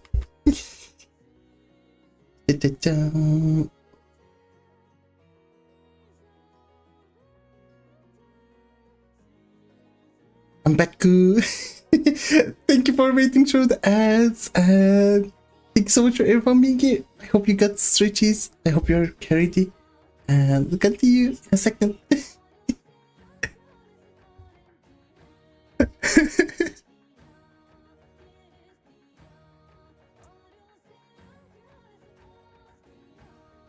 So today, how's everyone's day going? How are you all? How's everyone doing? Did you all eat well? Did you all had good New Year party? Did you all enjoy your time? How's the New Year going? I already heard people having hard time in the first day of the year. I hope everyone's having good time here. Good, just script writing? What are you writing? Oh, that's nice to hear. It's very chill day, just making plans for the new year. Oh. What's your new year resolutions? Mine is just, streaming more. I actually wanna appeal more, do more streaming, writing your next video. Oh, I've seen you made a Monster Hunter video about 3 days ago, I think. I actually watched it. It was pretty interesting. I didn't watch fully though. I was mostly busy, so I'm gonna watch the last part later. I have so many big art projects. Oh, I would like to see some. I actually saw some on the Discord he shared before. That looks so interesting. For me, personally, I'm drawing with mouse, so my art is just scuffed. But I made the Vtuber model. I'm drawing emojis and stuff now. We're doing some emotes. I really want to learn animation, but live today looks so scary. It's really scary. Maybe I'll do just like 2-frame animation, That's the best I can do. 2 frames. Live today is too scary. I don't think I can ever do like rigging or anything. People are doing so many insane things on it. Same, I need to learn live 2D animation. Like, so difficult. I tried to watch some videos, I tried to do some stuff. I managed to do like open mouth, closed mouth kind of stuff, but after it got like just too much to me. That's the best I could do. Even the categorizing to everything is just too much. There's too many layers, there's too many things to deal. I don't know, I get too much overwhelmed. Like, I'm fine with making layers, separating, filling the bags. I don't know, just like in general, working through it. Mm-hmm. But when it comes to things, it's really hard. Welcome back, Mildra. Welcome back. Sorry for the Elsa ad break.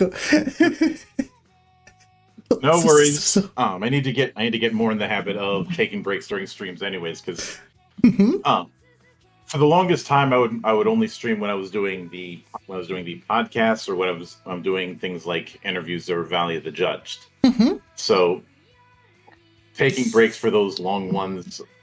Even when I was doing the earliest form of the podcast, when it was Monastery Live, which is still the name, but in an old news-based format, I would just go at full bore. So, taking, as odd as it is to sound, I'm having to get used to the idea of taking breaks because I'm wired for this kind of marathon-like approach where I could go hours on end without a break. Yeah, that's actually like I'm the same kind. I need to get more breaks to myself. I have a habit of like, I play game 4 hours, that I need a break, but I just end the stream instead. But if I actually gave like 10-minute, 20-minute break, I think I can go 4 hours more normally. I don't know. I just feel weird giving breaks. It's kind of weird feeling. I need to get used to more breaks. I really need to. Last time, like, I actually was eating some pizza on the stream, and for some reason I felt so guilty. I don't know why. I really need to get used to like break feeling. I don't know. I feel like I'm responsible and I'm doing something totally wrong. Like in school or university, like when you eat on the class, everyone looks at you. That feeling. I don't know. We need to really get used to breaks. So to continue the question, I'm listening to you. You were going on last time. The paper thingy. I was asking you to make character, and you told. And so, I think this is one of those things that is hard. If I just say, I'll just come up with a concept, that would be a bit tricky to really explain. So it's one of those things that is better handled in practice. So suppose for instance, just spitballing. Let's say that you're at my table and I put out a primer that we are running a Gestalt fantasy campaign. A essentially high fantasy, there is magic and all that, but there's also the integration of some more advanced, almost modern Mhm. tech, and using examples like Arcanum and a few others as the point of reference, based on that kind of description with that kind of primer. When it comes to world, it's more close to like What's- something like Torah Index series, let's say, like more magic, but there's Yeah. also like tech going on. I also like steampunk magic stuff too, like fantasy but with steampunk. It's really interesting for me. Yeah, in that kind of situation, if I said, all right, come up with a character concept that you'd want to explore as a character, and just spitball me a quick concept. It could be just a sentence. Someone who's like, let's say, a character that builds around magic, but it's more like using a device to get his magic powered up, let's say. Like, a rod maybe, or like a necklace. Something to like, something more tech. That sounds like an artificer.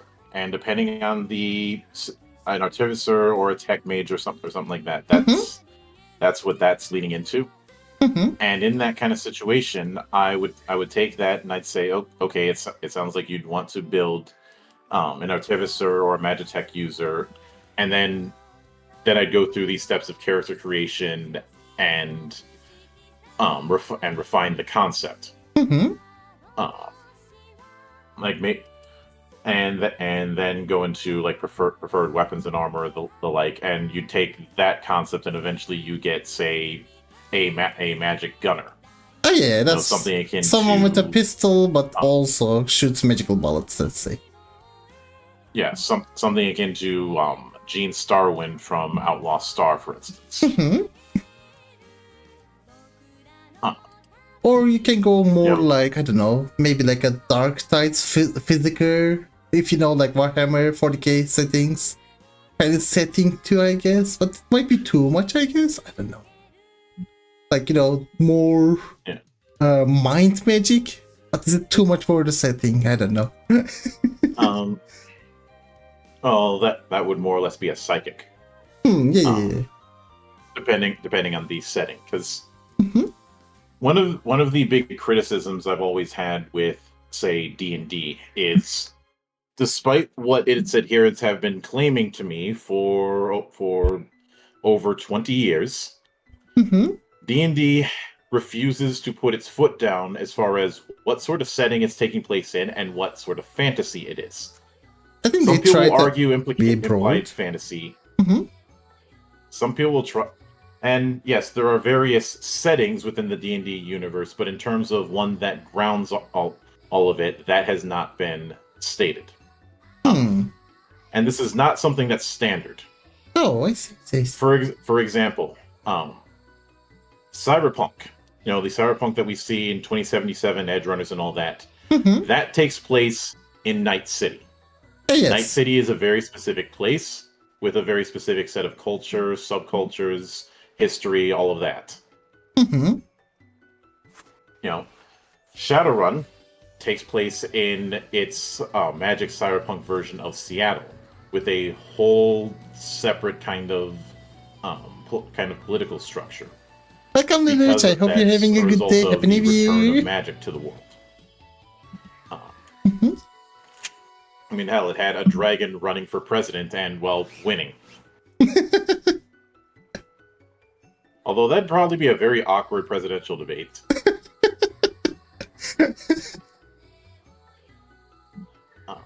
Doing good. Thank you so much for asking. We're talking with Mildra and learning tabletop RPGs. Obviously, Warhammer Fantasy, which I prefer over 40,000, has the old world and the new world. Yes. And is the Empire of Man in that setting is very reminiscent in a lot of ways to the massive toll booth of kingdoms that was the Holy Roman Empire.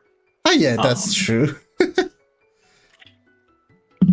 And you have And of course, the Tomb Kings in that universe are akin to ancient Egypt to a point, and plenty of other parallels that one can make. You know, We're talking tabletop I RPGs brought up in Sword general, World so earlier. everything. Sword World 2.0 and 2.5 take place in the world of Raxia. 2.0 takes place on the Terrastier continent, and 2.5 takes place on the Allflame continent. I mean, for D&D too, isn't it like most like, I don't know, like Neverwinter, Baldur's Gate, like city settings mostly? But I don't know. Baldur's Gate and Neverwinter take place in the Forgotten Realms universe. Yes. But the problem is there's not just that universe. There's stuff like Ravenloft, which is very gothic horror. There's stuff like Dark Sun, which is very sword and sandal. You have settings like Karatur, which was very Eastern. You have settings like Birthright, which were very very high medieval, like art, like Arthurian romanticism kind of setup. But the problem is you got to put your foot down on what's the default, and through that default determine how things like magic works, how races work, so on and so forth. And that bleeds into everything else, including why spells work a certain way. And you kind of see this with certain fantasy manga and anime. Yeah. There's always, especially in Chinese series with like, cultivation and stuff, you can see a lot of it. They have like a whole going up power thing, and everyone is like designed around that. Cultivation is a whole other can of worms. Yeah. They go fully ham on it, like. Yeah. And if somebody the big thing that's been my whipping boy with D&D has been the whole spells per day thing and the spell charges. Even when early Final Fantasy or when Suikoden does it, I don't like it, because I don't have enough of a rationale as far as why this is here. Like,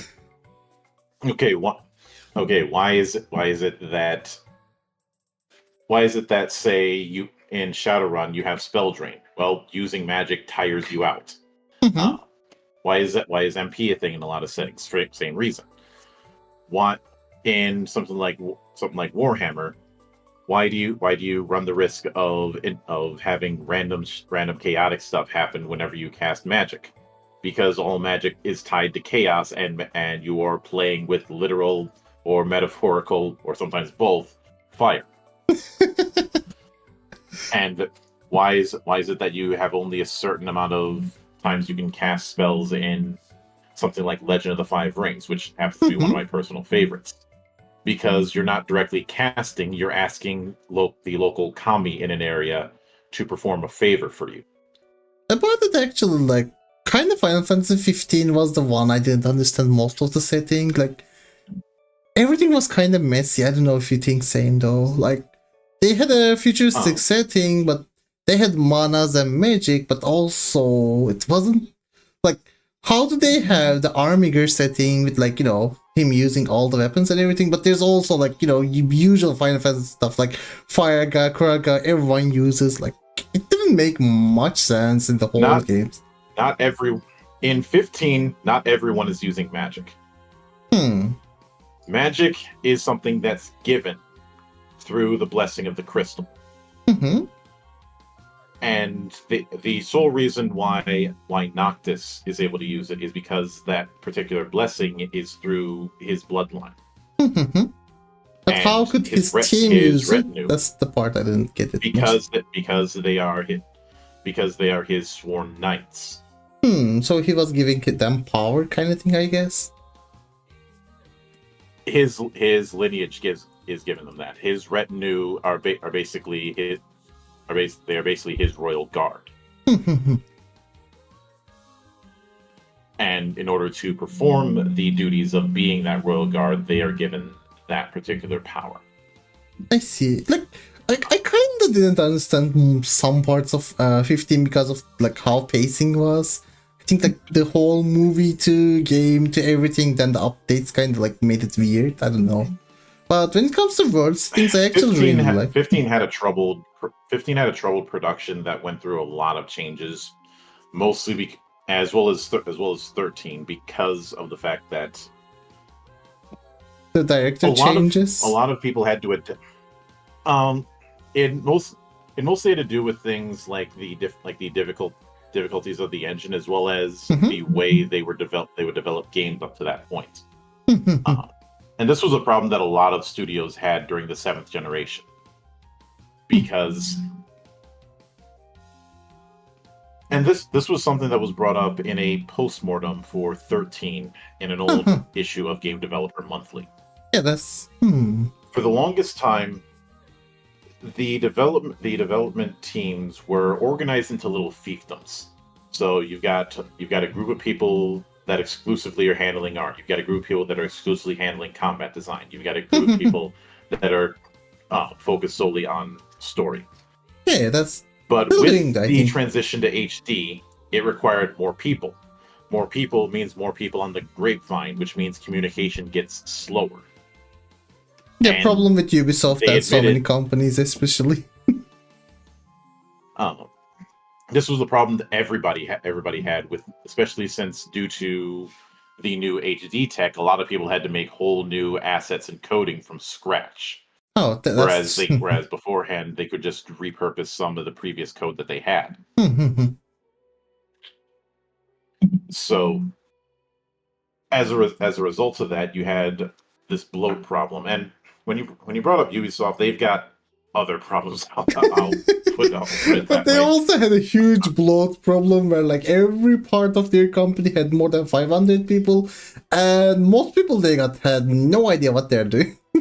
I just like that's why their games release every year, but like it had no connection with anything. Even the side quests, everything is just like someone writes one quest story and goes. It's so bad. Like they just have people. Yeah. There's an old saying of how children study tactics, men study logistics. That's not true. And when you have that many people, logistics becomes a problem, and you can't just throw more and more money at the problem. That's not how that works. And in the but get in that same within that kind of thing, there is that particular mindset, that particular rule of here's how this sort of magic works. And when D&D is trying to do this whole thing of, oh, you can use this to run any kind of setting except the races, the classes, the spells, the abilities, all that clearly skew towards Western European fantasy. Yeah, that's true. Like, there's nothing wrong with that, but in not too many words, shit or get off the pot. If you're going to be Western European fantasy, be that. Yeah, that's kind of fair. Be upfront that you're being that. Especially like you said, like if you're going to be this universalist thing, build around that instead.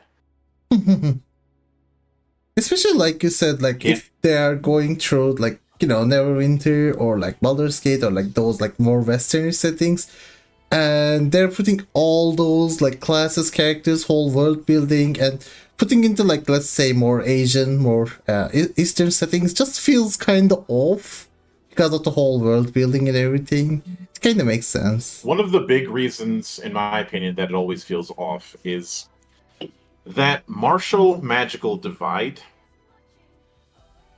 barely exists in a lot of popular media across East Asia.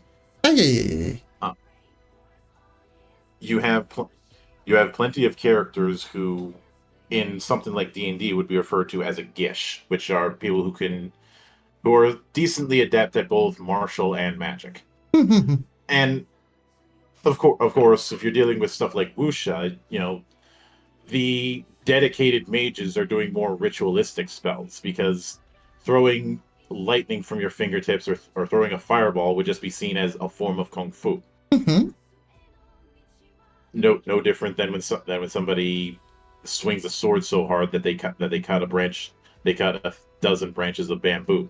I mean, they have like sword slashes, the whole the setting of like being able to throw stuff is not just magic for them anymore in Asian settings when you think about it. Like it's just kung fu And or their own like style. Trying to bring that martial magic divide into a more Asian setting is doomed to fail because of that. Also, there's the fact that the mage stuck in his tower kind of motif is not really a thing. I mean, you had mage equivalents like say Abe no Seimei who were important figures in more onyoji stuff in court. Yeah,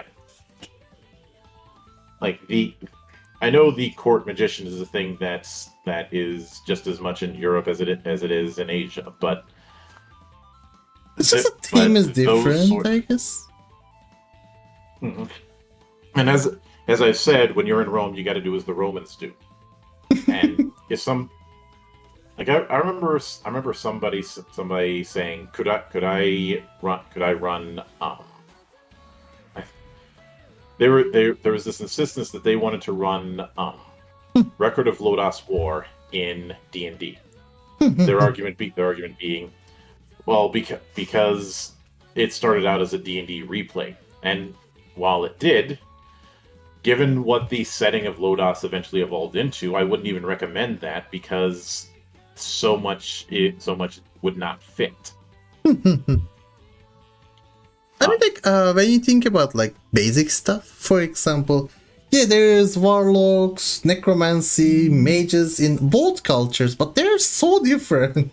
Like, when in Western settings, it's about fireball, while on Eastern settings, it can be, like, totally different, like, more, like, key-related magic, more, like, in general, like, fighting styles, more than magic in general. Like, necromancy, for example, it's not about reviving skeletons anymore. When you go, it becomes more ritualistic, voodoo magic kind of feeling. Or when you go like different setting, like let's say gothic, it changes again. That's the problem, kind of. I would understand. When I wrote the FF Legend project, which I've talked about on various streams, we have a sidebar in it called "Am I Evil?" which I titled that sidebar that because I wanted to make a Diamond Head reference. But to quote what we read, it's easy to portray a necromancer as a villainous presence who manipulates tormented souls for their own benefit. However, they may just as well be shamans who communicate with ancestral spirits or exorcists who work with the dead to settle old debts and owes from their former lives. These are merely a couple of examples, and it is encouraged to discuss with your GM how your character practices their macabre arts. Just keep in mind, necromancy was originally another form of divination. In the same way, geomancy was divination by using different types of stones. Yes. Necromancy was divination through communicating with the dead. And I've played characters in the past who were necromancers who were anything but evil.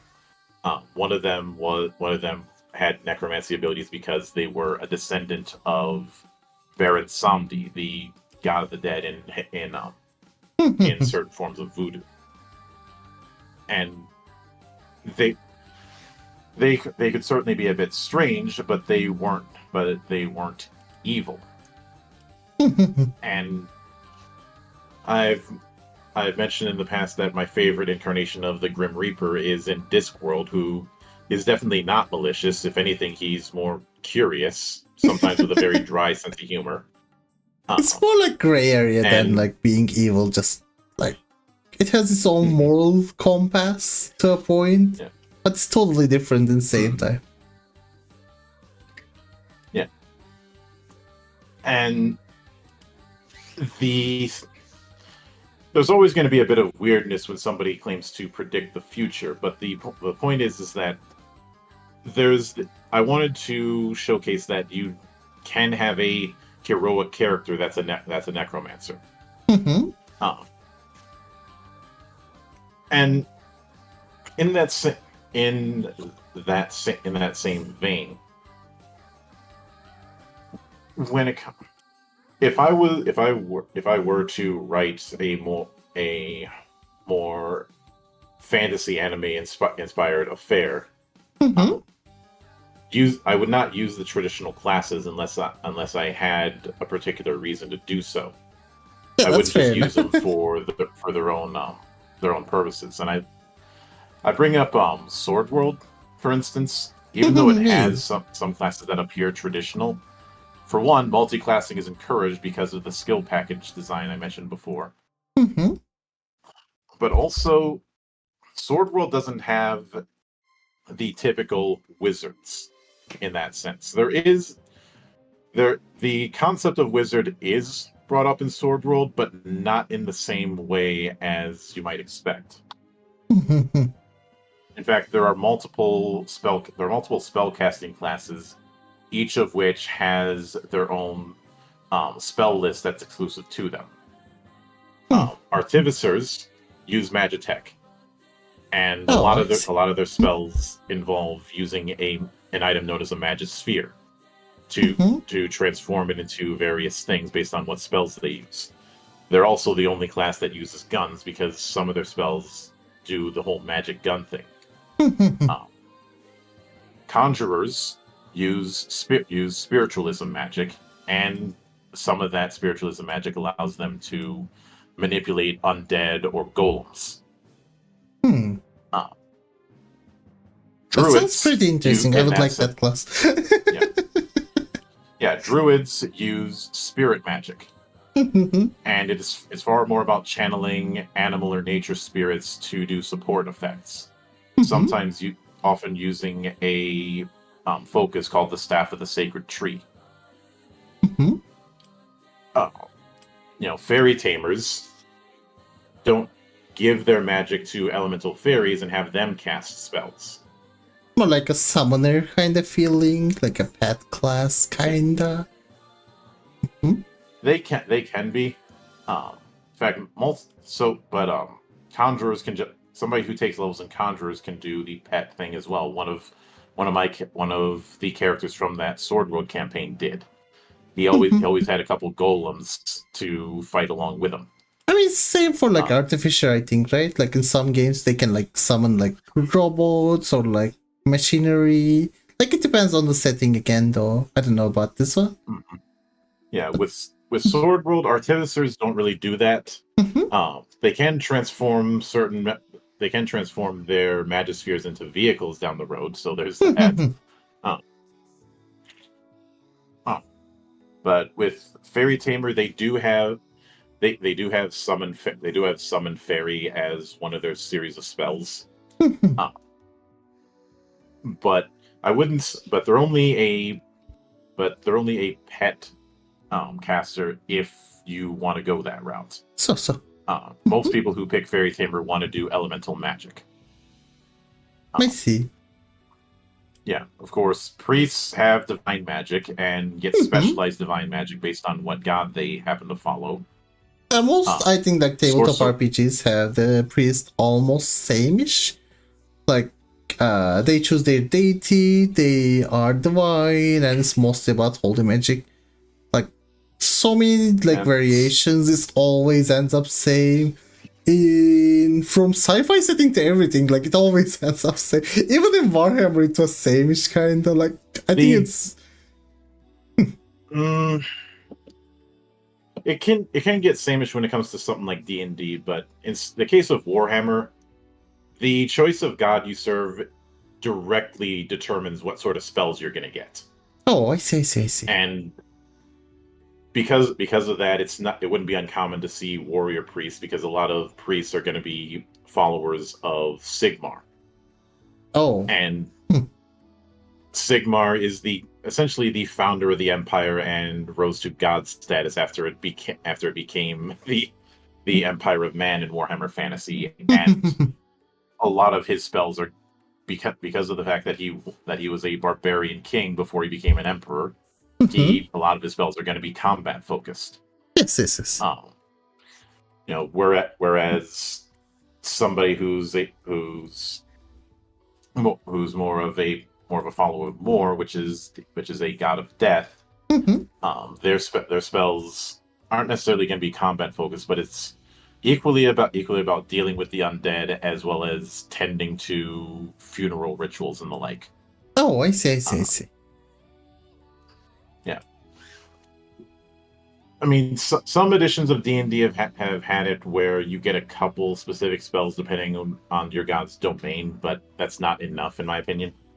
It's like more of one or two here and there kind of feeling. I think it's not even much.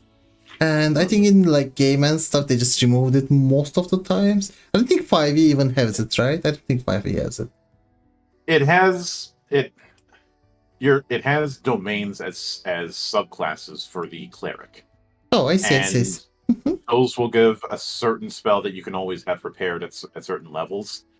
But that's one spell among many that you're going to get, so it doesn't have the same impact. If it was cantrip kind of feeling, maybe. It's like you get this one specific spell you already have prepared.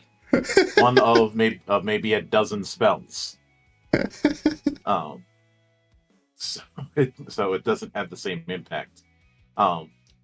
Getting back to Sword World, sorcerers use true speech magic, and that is the closest thing to blaster caster. A lot of their spells are very combat focused. Oh, I see. It's a glass cannon definition. Well, depending on how. Remember, multi-classing in Sword World is encouraged, so you can have somebody who is using sorcerer and not a blaster caster. Zan's character in that campaign wasn't. In fact, Zan's character Arya was one of our heavy hitters. Oh. Because they had taken a good amount of levels in fighter and sorcerer, and also taken a feat called multi-action, which lets them do an attack and then if that attack hits, immediately follow up with doing a spell. And it evolved into them their character becoming the Doom guy for that, or Doom gal in that case, when it comes to hunting demons. And I decided, if we're following this up, we're going with the idea that demons are willing to get summoned to this world from no other reason than she had gotten into their world and was wrecking everyone's shit. It's like, hey, I get a temporary reprieve from running for my fucking life. And obviously, Warlock has summoning arts as its magic, but also the ability to summon demons. But it is very, very dangerous. And stuff too? They do have a pact with imps, and they can summon a variety of demons. And the Warlock in, say, D&D has the pact, but the pact does all that it means is just you got your magic from making a deal with some entity, but it doesn't really have any impact beyond that, which I always found kind of unfortunate. So it doesn't go as it doesn't go as deep as D&D setting, I guess. Yeah. The Warlock in D&D doesn't go as deep as the Warlock in Sword World, is what I'm saying. Oh, I see. It's opposite. Yeah. And if a warlock isn't careful when summoning demons in Sword World, they can cause some really, really bad consequences. Or worst case scenario, their own demon might turn on them. Oh, that's a lot. Yeah, so imagine how embarrassing it is if you summon this powerful demon and then you get nommed by it. Okay, guys, I'm going to use it. We're in trouble. Oh. And when it comes, but that's just one example. Obviously, when my partners and I wrote the FF Legend project, because we designed things from the outset to be a more sandbox design, the how does magic work question is going to be answered by the GM and by the table and by the world that they're having the game take place in.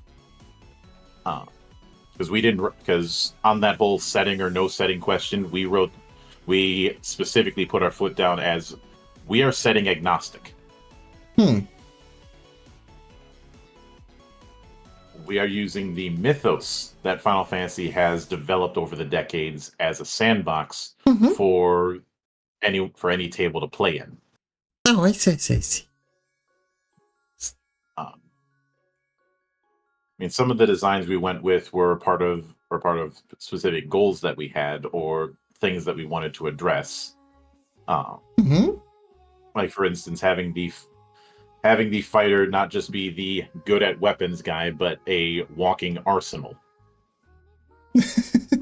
Fighter can, like, it's like the whole thing is like uses everything but master of none kind of feeling, I guess. But it depends on like how you make it in most of the games, I'm guessing. The problem that I've had with the fighter archetype in a lot of fantasy games is you can use any weapon as the selling point doesn't have as much impact when most players are going to pick one particular weapon and stick with it. Ah, yes. You know, somebody that starts out as sword and board is going to stick with sword and board throughout that campaign. There are exceptions, but those exceptions prove the rule. Then I saw Furion in the Dissidia Final Fantasy games. And I went, played Dissidias, actually. That's the direction we're going in. Furion is described in the Dissidia games as a master of 10 weapons, of 10 styles of combat. Search. And you look at his design, you look at how he fights in the game, and he's using all of them.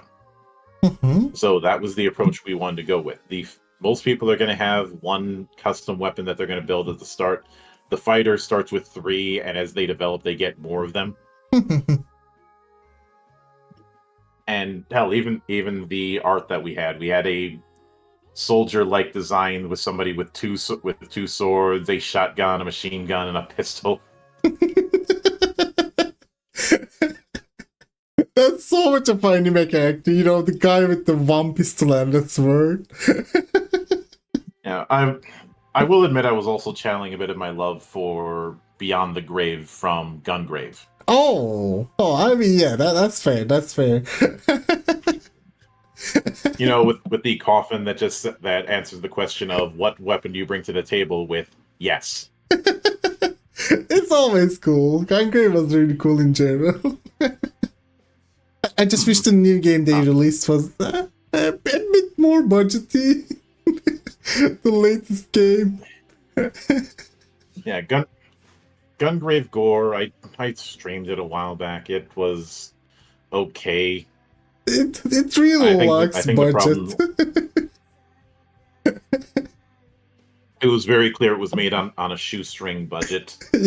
And it felt like it was trying to be. It felt like more of a sequel to the original Gungrave rather than a sequel to OD. It was a mix of stuff. Like, it was kind of like they just made it, but also, they don't know what they made feeling. Whoever designed the train level in that thing, I want them keel home. Like, reminds me of Ninja Gaiden levels. To a rope, have them walk the fucking plank. Reminds me of Ninja Gaiden 1 and 2 levels where for some reason you go through one loading and there's 25 enemies in one room and they spawn because they push you out and you come back and there's 25 more now. Well, that's because Itagaki is an idiot. Though Ninja Gaiden has its own... I have talked about the difference between bad game design and evil game design. A common assumption would be that evil game design is things like microtransactions. They're like, no. Evil game design is when the game designer pulls a complete dick move, knows they pulled a complete dick move, and is pro enough to actually do it without it breaking their game. They just wanted to screw with you. And that's whole a lot of old Gaiden. Nintendo games had that. Like those fucking birds in the original Ninja Gaiden. Or if you ever want to trigger a Castlevania fan, just bring up Medusa heads. No. My last Castlevania game was actually the PlayStation 2's I forgot the name of it even. It was a second game released on PlayStation 2. Curse of Darkness. Curse of Darkness, yes. That's the last Castlevania game I actually played. After that, I never played one, so it's been really long. Yeah. I didn't even play like so many new, Castlevania-like games they made, like Symphony game. There was one. What was its name? There was one really popular everyone was playing. There was like second sequel even. There's so many like Castlevania likes nowadays. Yeah. Which I'm actually glad for, because it allows me to rub in the face of everyone who says there's no good games being developed. I'm like, motherfucker, there's so many good games out there out here that I can barely keep up. But no, one of the other myths that I brought up early on regarding dice is there are some games in the TTRPG space that do not use dice at all and instead use cards. Oh yeah, that's true. There's a lot of card games I see. One of my early exposures to this concept was the two games using the Saga system from TSR back in the mid 90s. The Marvel Adventure game and Dragonlance 5th Age. They used a shared deck. Your hand was both your level and your health. You played cards to do actions. Each type of action was tied to a suit. If you played a card that was whose card suit matched the action you were going to take, then the action was considered a trump, and you could draw another card from the top of the deck and add that to the value of the card you picked. I see. And of course, this is cumulative. So say that you're doing a physical action, which is going to use the heart suit. So you play down, let's say, a two of hearts.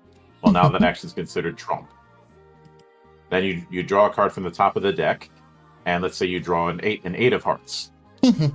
Well, do it again. And so now instead of rolling a 2, you end up rolling a 10. For lack of a better That's a lot to learn after the whole dice system, though. Like now we are going like completely different route. Does it like make it really difficult to learn, or it's just you get used to it kind of thing?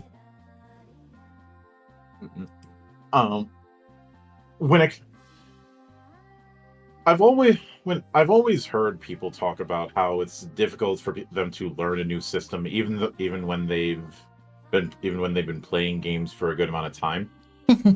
And I've always wondered if that's really the case or if that's just coping.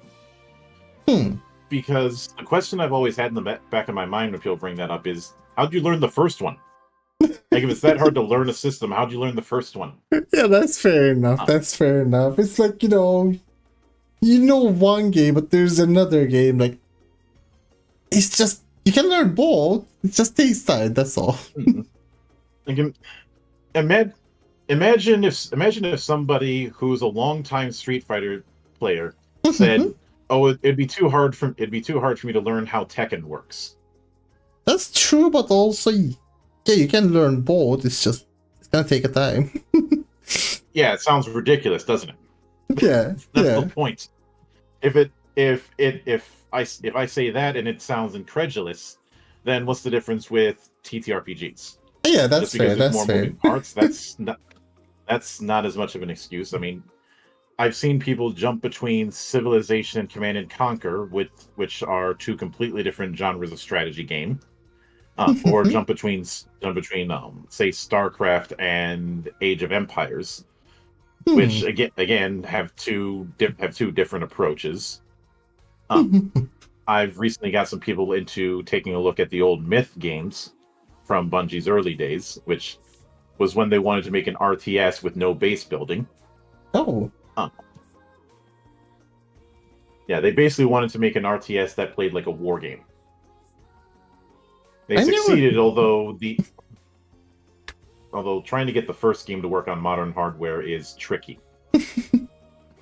I never actually like got into RTS games ever. Like, it just doesn't click with me. I don't know. I don't have the brains for it, I guess.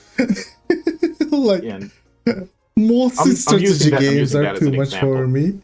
But like you said, most of them, like, even though they look different, they look same-ish. Like, they are both like strategy games and stuff. They have so many different rules and everything going on. Like, looking at a Civilization game versus like I don't know, Age of Mythology, let's say, it's totally different thing. Even though it's like they're both top down. They're completely different genres of games, honestly. Yeah, yeah. Civilization is not an RTS; it's a 4X. Yeah. But they're kind of like, it has its roots in.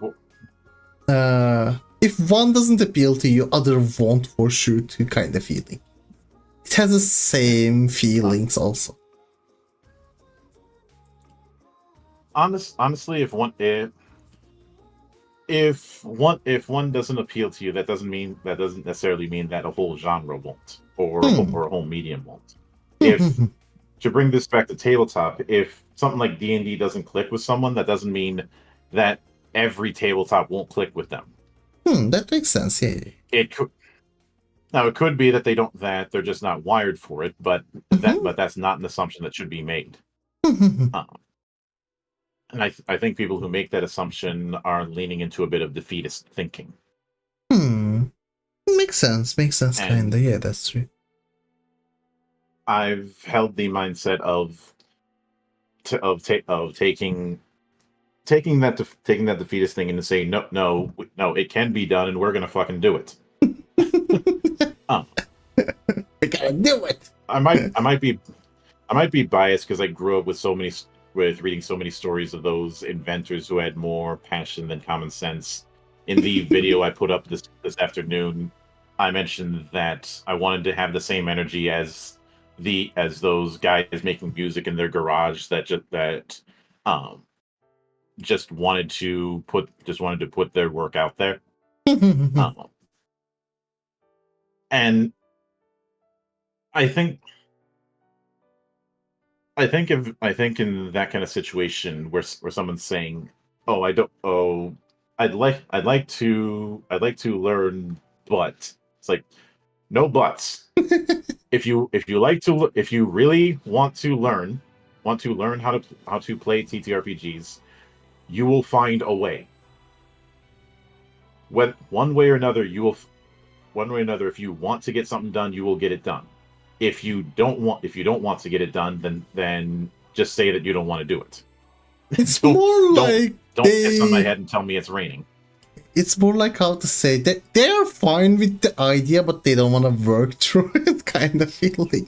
For most of us, like included, like, it sounds cool, but laziness takes over. It's a passionate enough feeling, I understand that a lot of people want to. I understand that for a lot of people, it's going out of their comfort zone and all of that. But for me, it's a case of be honest with me. Don't try and tell me, it's going to. I want. Oh, I want it. I want to try, but then you don't really want to. If you don't want to try, just say that. I don't. If they're going to be wishy-washy about that, it's but not actually commit, then it's just going to be wasting my time. I mean, it's kind of like same with like, you know, when it comes to games, like people that say like, I want to try Dark Souls, but you know, they never get through it. They never actually play. They never actually try. They just say it's too hard, but like I want to try it. Yeah, I hate to. Welcome, folks. I'm Sir Takeaway. How are you? I hate to reference that infamous Shia LaBeouf meme about just do it, but that's where my mindset is. Just do it. And I could understand having that kind of hesitation 20 or 30 years ago when we didn't have all of the social connections on the internet that we do now.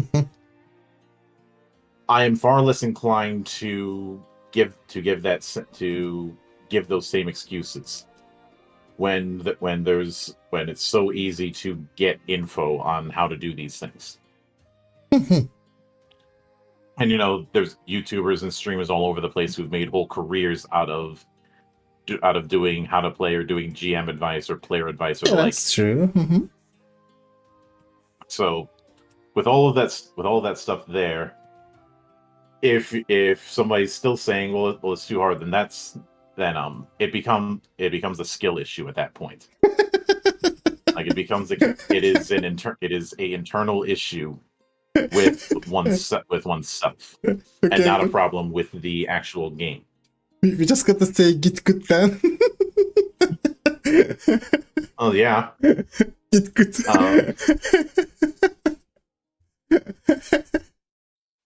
My long before Dark Souls was a thing, my mentor would always say, "Get more gooder," and it was completely ridiculous. But he somehow made it sound legit. As long as it works. Yeah. If it's stupid, but it works, it's not stupid. Also, for another question, about like whole tabletop RPGs and stuff. How much preparation in terms of people? How many people needed? What do you need to do? Like whole website and everything aside, like you choose your game, let's say, you got some people interested, you want to start right now. In like, let's say 10 days or anything. What do you need to do? Like, just for someone that just wants to get in, they got the group, they got into thingies, now what they're doing? What are they going to do? Alright. This is another one of those that depends on the game kind of situations. I already told you about Beer and Pretzels games. Those are ones that you can set up with absolutely zero prep. I have done those games at full on bars to put in perspective, with just random people at that bar. I just pulled out the box that I had it in and just went with it. As far as whether or not you need to do massive prep in advance, not necessarily. Obviously preparation as far as understanding the rules so that you can enforce them as the GM. That's a given. But there's things like sandbox or hex crawl affairs where you've got a bunch of map with a bunch of hexes. You've got the players moving between hexes and seeing what events happen, but you don't have a full-on story with a beginning, middle, end, and as you would in a more structured thing. So that is an option. So it really comes. I know I keep doing the whole "it depends on the game," but it really comes down to what the group wants to play and how they want to do it. I mean, it's kind of same. Like, we cannot say every game is like Souls, like every game is RPG, Final Fantasy. So, like on tabletop, there's a lot of things going on. Of course, it's gonna depend on. So I can get that. What do you mean by like saying it depends on the game? Like, there's a lot of different things. There's like co-op games like Helldivers. You go in, you play, you just shoot thingies, And there are games with like 100 hour time. You go in with a group, you play the same campaign, you do the same story. Like it depends on the game, of course. That I can understand that. Mm-hmm. Yeah. Although I will admit, my I need to relax kind of genre is beat 'em ups and shmups. So think of that what you will. It's the reason I kept bullying everybody to get Sifu when that showed up for free on EGS. Because Sifu is really good, and so is its predecessor, Absolver. Not predecessor in terms of direct sequel; they're just from the same studio.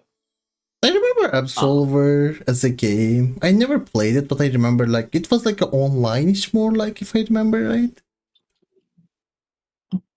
Semi-online in the same way that a Souls-like is semi-online. In fact, it would have a lot in common with Souls-like. It's just that instead of having to deal with a bunch of weapons, you have a deck, you have a palette. I guess is the better word of hand-to-hand moves.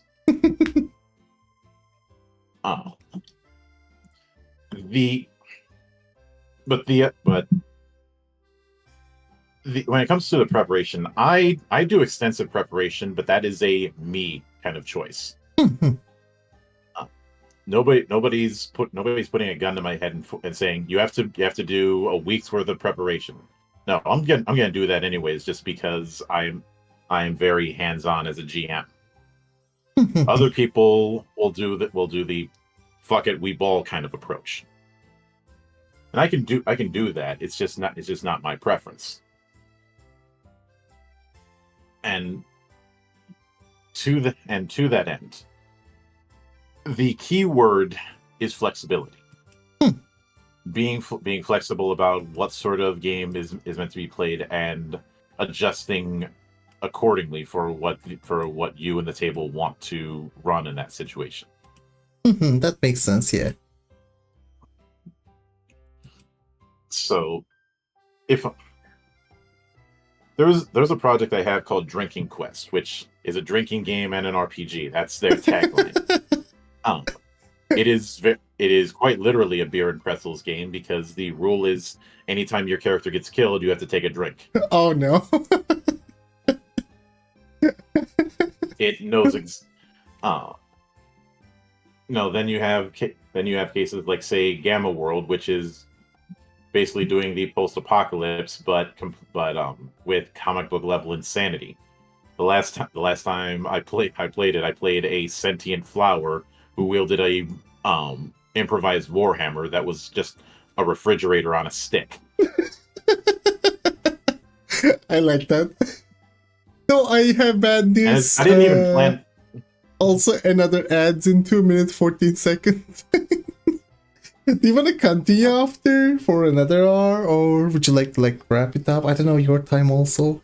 So shall we go for more? I got nothing but time. I'm not really doing a whole. I don't really do a whole lot on New Year's Day, but yeah, I can go with another one. We can talk a bit about Legend Edition after the ad break. Okay then. We have still 1 minute 40 seconds. After that, we're getting ads.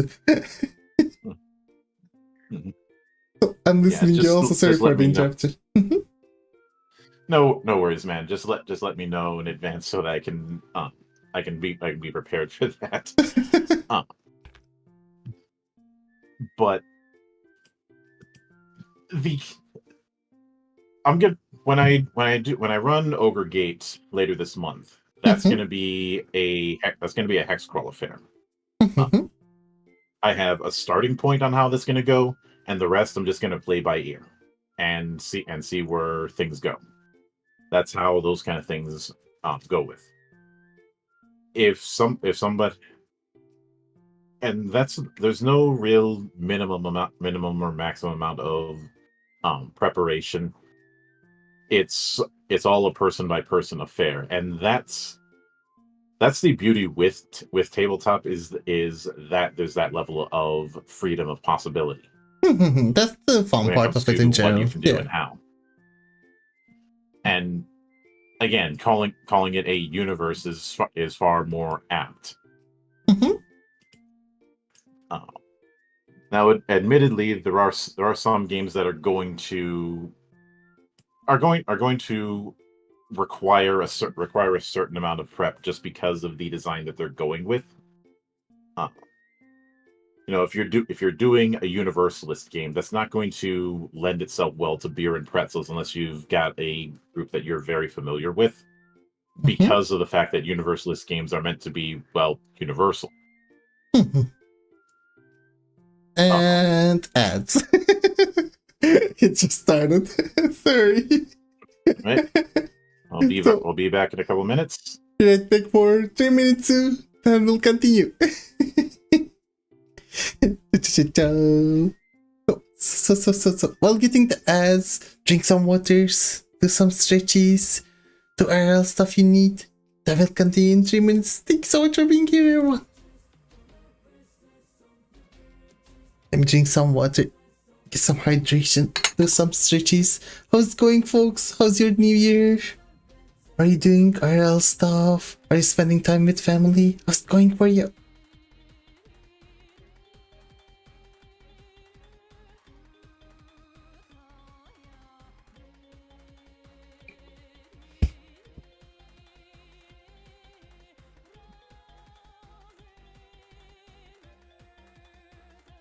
Family already gone home? Oh!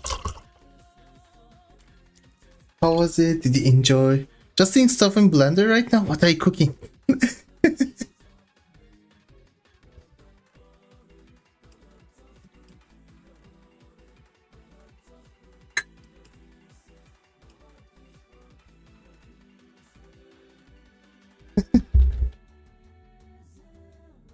How's Blender going? Did you check your model? Are you doing new stuff on it? Also, I don't know, it's learning thing. Why did you get interested in Blender? What happened?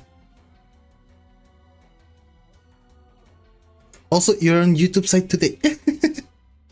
I actually changed some thingies on Twitch too. Now we have a new clip thingy. And it's working pretty well. It actually shows clips.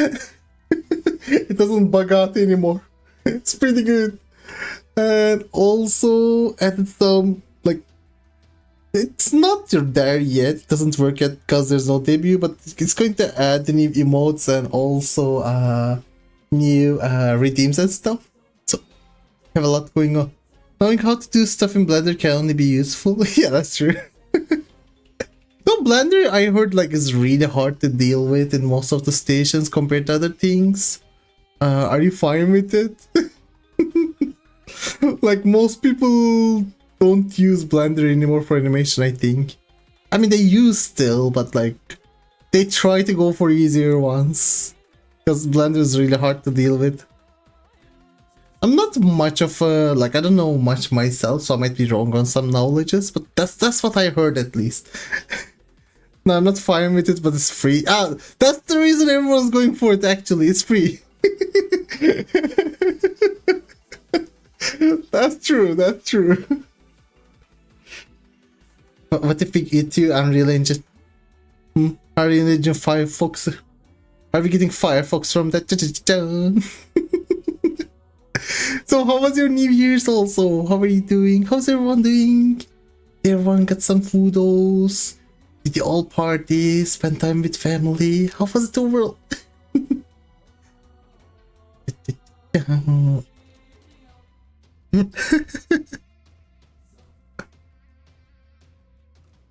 My ads are ending. 8, 7, 6, 5, 6, 2, 1. We're back! Sorry for the long ads, we're back. It's just the Twitch. Don't blame me, blame the Twitch. And How's it going? Welcome back. good. We're back from the ads. I'm like, don't blame me, chat, blame Twitch.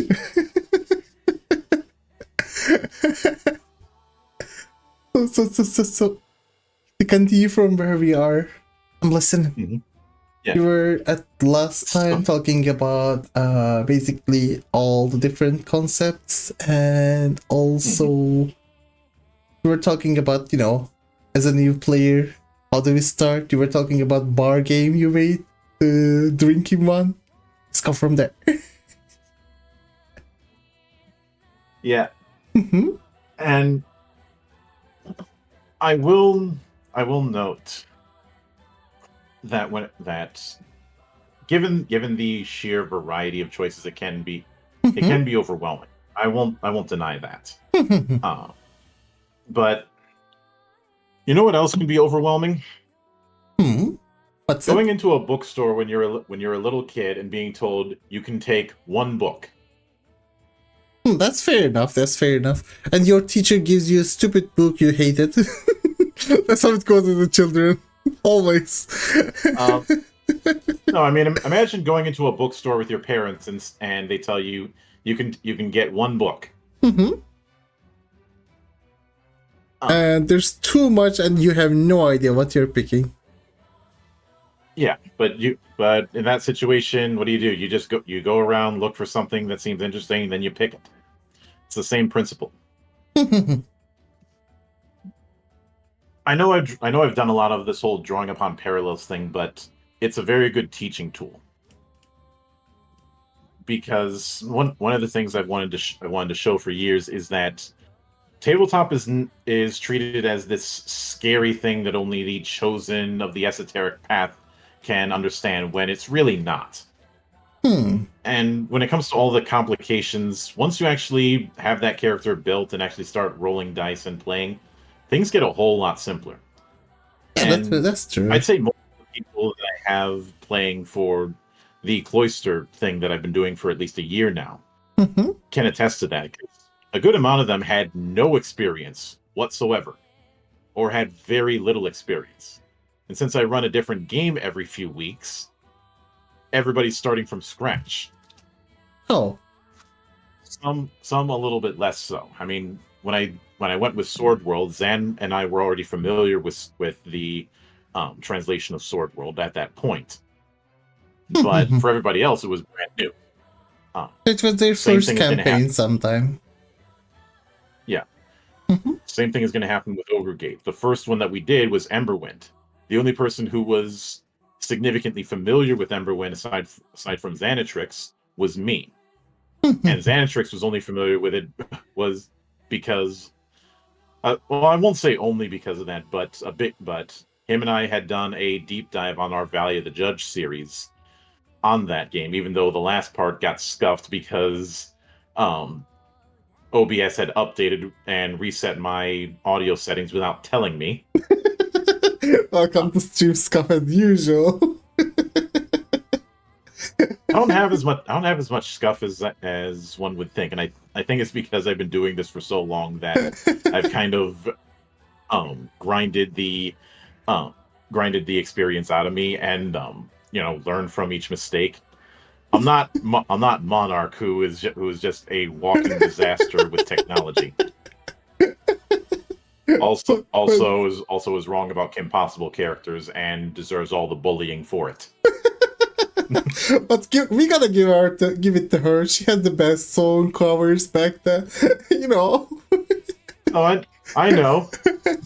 But I hold these truths to be self-evident that all are cremated equal. I still listen to that Guilty Crown cover back then. Yeah. Been like everyone gets the roast. Even me. Much in the same way that RN Jesus hates everyone unequivocally and equally. RNG, I don't know. RNG depends. Sometimes there's streamer luck. That's the certain part. Like me getting 4 times attack jam in Monster Hunter, even though I don't even know what it was. Like, I didn't know how it works, how to make a build with it. I had 4 of them. Sky never got 1 of them, even though he was farming them 200 hours. I was like, this game sucks. I I've always laughed whenever I see Riot or other or Blizzard or the like complain about how toxic their ranked games are, and I'm like, there's an easy solution to that, and we've had the solution since 1996. Just allow people to have bot matches. Allow people to do labbing. That's fair enough, actually, like, for some many games. Like, bot matches have been a thing since Quake. That's true. We've had it's there, it's right in your damn hand, and even certain BRs like Naraka Blade Point allow for bot and practice options. I think they actually have bots in actual games too. Because some of the players are just dying so fast. I don't know. Let me clarify. When I'm talking about bots, I'm talking about CPU opponents. Yeah. I think they also have actual CPU opponents in normal matches too, to give people some, when they start, some feeling of achievement. That's only for Naraka though. I don't know the other one. I fell out of love with League because of the fact that it does honestly a shit job of guiding people into understanding its mechanics. It does. It gives you a bare bones tutorial, and then it throws you right into the middle of the deep end of the pool and says, "Swim, damn it." First match you go in, someone with an alt account starts insulting you and your family because you somehow cannot beat another guy who's been playing for 7 years. The first match of today. There's that as well, which brings up the question of why is somebody who's been playing for years in a lobby with a bunch of noobs? Because they can make a new account all the time.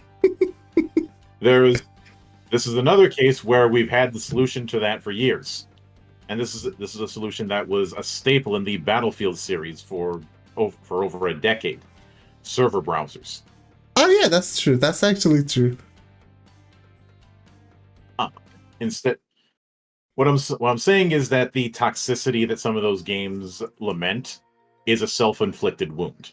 I mean, that's for sure. Like, the thing with League, it makes you stay in a game with people you resent for 40 minutes without being able to do anything, and because you already failed at the first 5 minutes, you're going to suffer for the last 35 too.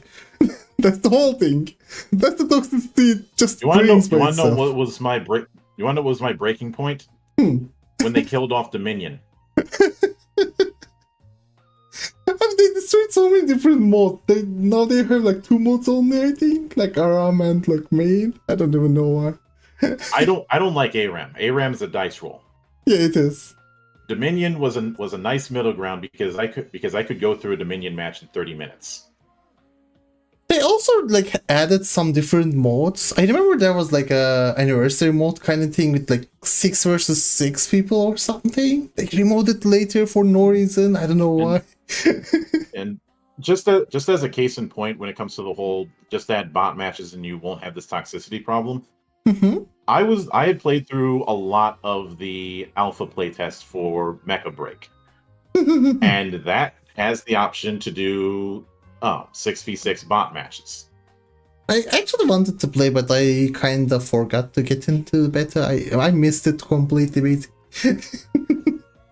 Yeah, I played, had a lot of fun. We did stupid things like all Panthers matches where everybody's playing a Panther and charging at each other. It's about as chaotic as when like Mario Kart added the option to control what you get out of item boxes. So immediately people did things like all blue shells.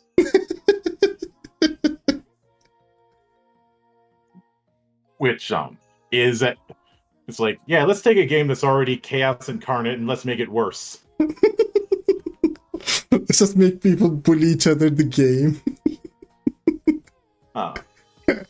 So yeah, I remember messing around with that, and then I made it worse by having us do an all Rainbow Road run. Oh no! Oh no! Because I'm like, I wanted to go. Welcome to Mario Kart. Prepare thine anus.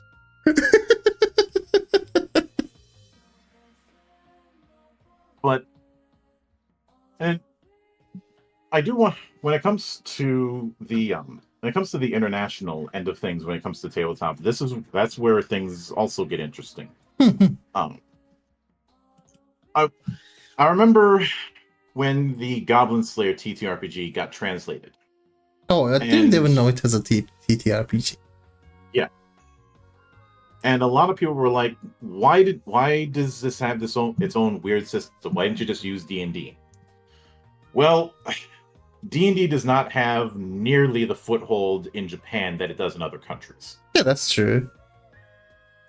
It hasn't had that foothold since the mid 80s, I think.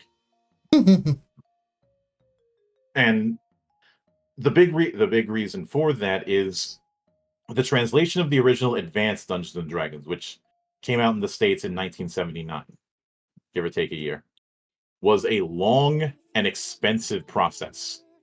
Oh. And by the time it finally reached shores in Japan, games like Tunnels and Trolls, which were much simpler, had a smaller book, and didn't use as many dice, and didn't even use minis, had come along and kind of stolen its thunder.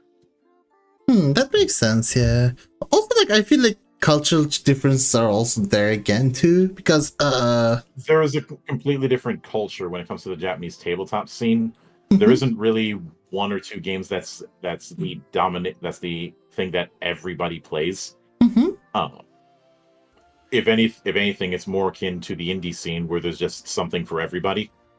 But there is a bit of a skewing towards one shot or single shot affairs, what's referred to as scenarios in a lot of the translated ones I've gotten. Oh, I see. And a lot of them do use D6s as their core mechanic, but not all of them. Convictor Drive, which came out I think 2 years ago, does not. It uses D10s, which was certainly a unique move. There's not a whole lot that do that. And when it comes, I already mentioned Sword World. That uses 2d6 and nothing else. Those are the only die you use, period. So it's just, at that point, it's Monopoly. Just have 2 6 dice. Well, the big reason so many of them use d6s is because they'd be easy to get, especially in rural Japan. Oh, that makes sense, yeah. Like just a regular dice. It'd be harder to get the more advanced polyhedrals. But one of the key differences is over here in the States and eventually internationally, the TTRPG scene evolved out of the wargaming scene from the early 1970s. Over in Japan, that's not how it worked. The TTRPG scene developed out of the computer gaming scene. And one of the earliest cases of this was a adaptation of Wizardry from 1988, I think. Oh, I see. Of course, because Wizardry was massive in Japan. It still is. A lot of anime big. that people claim that a lot of anime that people claim is taking inspiration from D&D is more likely taking inspiration from Wizardry. I mean, it's kind of like their I would say it's kind of like Dragon Quest. And it's not as big as it, but it's really big. About Dragon Quest, and this is where I have to get into a bit. I have to go into historian mode because I fancy myself a historian at times. I've used this as part of the reason why I do not care for the term JRPG. Yeah, you said it before too. You don't like the term much, I remember. Yeah, I don't. And when Yoshi P said that Japanese developers felt that the term made them feel excluded, I looked at that as validation because I've been critical of this term for 20 years. Especially during the 7th generation, where every games journalist was using it. It's the reason why it took me 9 years to admit that I am a journalist. But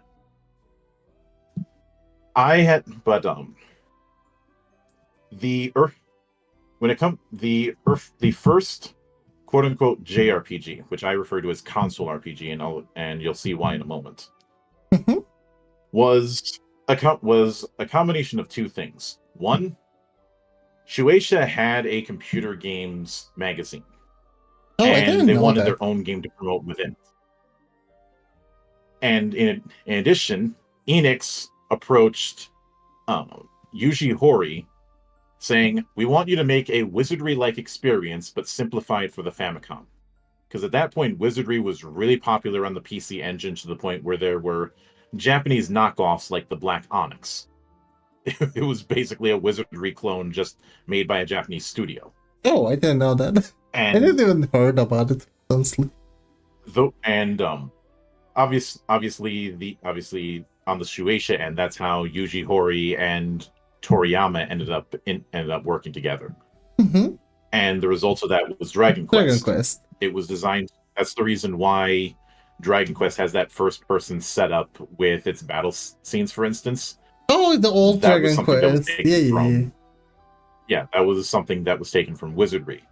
This is also the reason why games like Shin Megami Tensei and some dungeon crawls like the Has original most of Phantasy the Star have wizardry that stuff, first yeah. person have that third person perspective when you're going in dungeons. Mm-hmm. Those are holdovers from Wizardry, because it was taking the style that was on the PC and PC Engine at the time and simplifying it for the console. Hence the term console style RPG. And Oh. even though you can play Dragon Quest or Persona or Megaten or the like on PCs these days, Mm-hmm. you're going to be more often than not using a console controller, not a mouse and keyboard for it. Mm-hmm. That's kind of So fair. the DNA is still there. In the same way that I have a hard time imagining, even if you could play Street Fighter on your PC, I have a hard time seeing anyone using a mouse and keyboard for that. There's some people doing it, but I don't know why. Like, it's especially for fighting Those games. people are rare unicorns. Especially I've for seen people fighting break games, out. it's just no. I've seen people break out some weird controllers for fighting games or the like. Like I've seen people play Dark Souls on bananas. There was actually I was playing an I've seen- MMORPG back then called Lost Ark. It was like 2 years ago. There was one streamer that played whole game with a dancing, the Just Dance thingy, the pedals and everything. Yeah. And he would also roleplay as his character and do all the moves while dancing. It was popular because of it. Like, so funny. It would fall when its character falls. Yeah, the other major reason I'm not a fan of the term is, as a genre term, it doesn't tell me anything. Yeah, that's true. Like if you tell me that a game is a Souls-like, I can make some reasonable inferences on how it's going to play. If you tell me that a game is a roguelike, I can same thing. If you tell me that a game is a character action game, I can make some inferences on how it's going to play, just from that name alone. Like, but for I've seen the term JRPG being applied to Persona and Tales of alike. Yeah, it's totally what do different. Those have in common? Yeah, and that's the problem.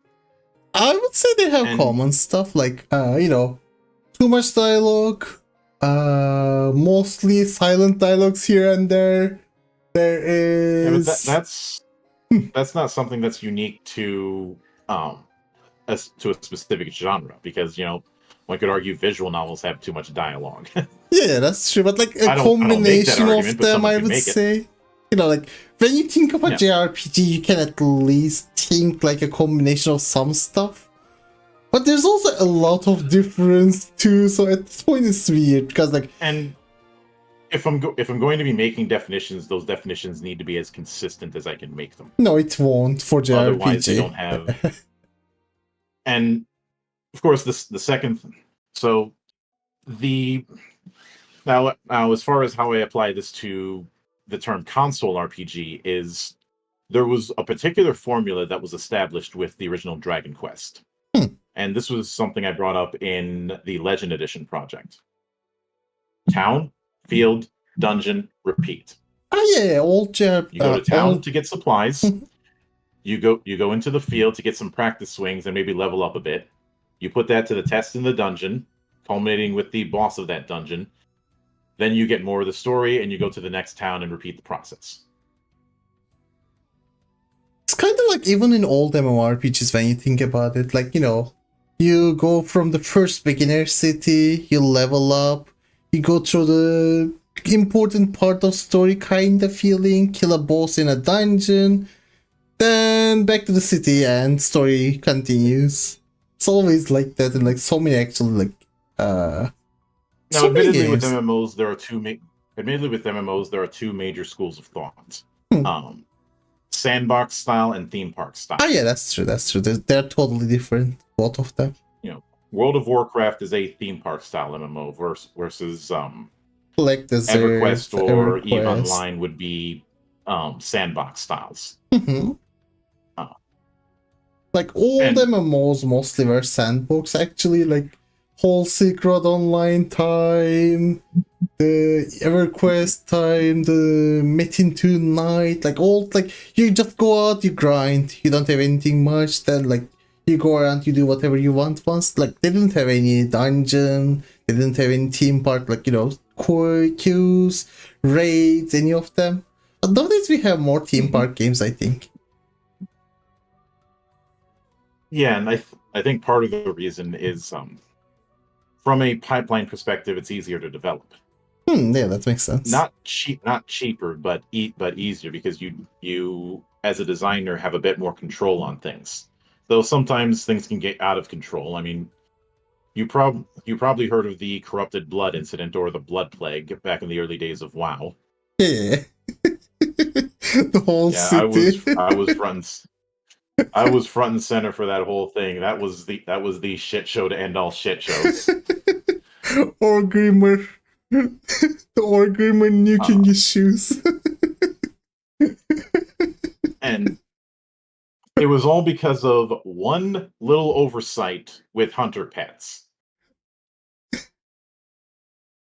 which some people had apparently brought up in the dev team before that happened, and everybody was like, "Nah, the odds of that happening are like of that being a problem are like 1 in a million." Who cares, man? They were like that. It's kind of like when someone's taking a drive to the store to get a couple things, and they think that they don't need to buckle their seatbelt, thinking, "Oh, I'm just going less than half a mile. I don't need to buckle my seatbelt for that." And then they get T-boned. I remember at some point they started making meme of it, like, you know, they were like, let's do it again, maybe. As a joke. Oh yeah. Like Blizzard had some stuff like that before. Nowadays though, the whole company changed. Like they don't even have any employees from old times, so it's, I don't know. Well, they've all gone and done their own things. I know that a bunch of ex-Blizzard devs are working on that Legacy Steel and Sorcery Extraction Fantasy project, which looks interesting. And even though they're not in Blizzard, they're still carrying a lot of the Blizzard art style with them. Again, no matter, a left-handed person will always be left-handed. That's fair enough. Fair enough. I brought it up earlier, and some of that research into what defines a console or PC style RPG, I had carried over into the development that myself and a few others have done with the Legend Edition project, which is currently in beta. It is fully playable. There is at least one other VTuber who's doing an actual play campaign of it. But the goal that we had with one of the pitfalls I've seen when people say, "Oh, I want to make my own TTRPG," or the like, is they don't establish the Rome that all roads lead to. Hmm. Instead, they're constantly in development because they haven't established their core. So they have like constant ideas coming through, but there's no whole world happening. I mean, it's kind of like, I guess like they cannot get through it because it becomes too big of a thing. Like you can give an example as like you said, like League of Legends. Actually, their world. There's a world, but most things actually didn't make sense before. Just they grow up too much. Like they grow up a lot. I have stated my frustration with the fact that the world that League of Legends takes place in, Runeterra, has a lot of fascinating lore and a lot of potential for a lot of different stories. But they're all constrained to this one game, unless you go with the supplementary material or do some wiki diving. Yeah. The League of Legends story games, things like Hex Mayhem and the like are an attempt to alleviate that issue.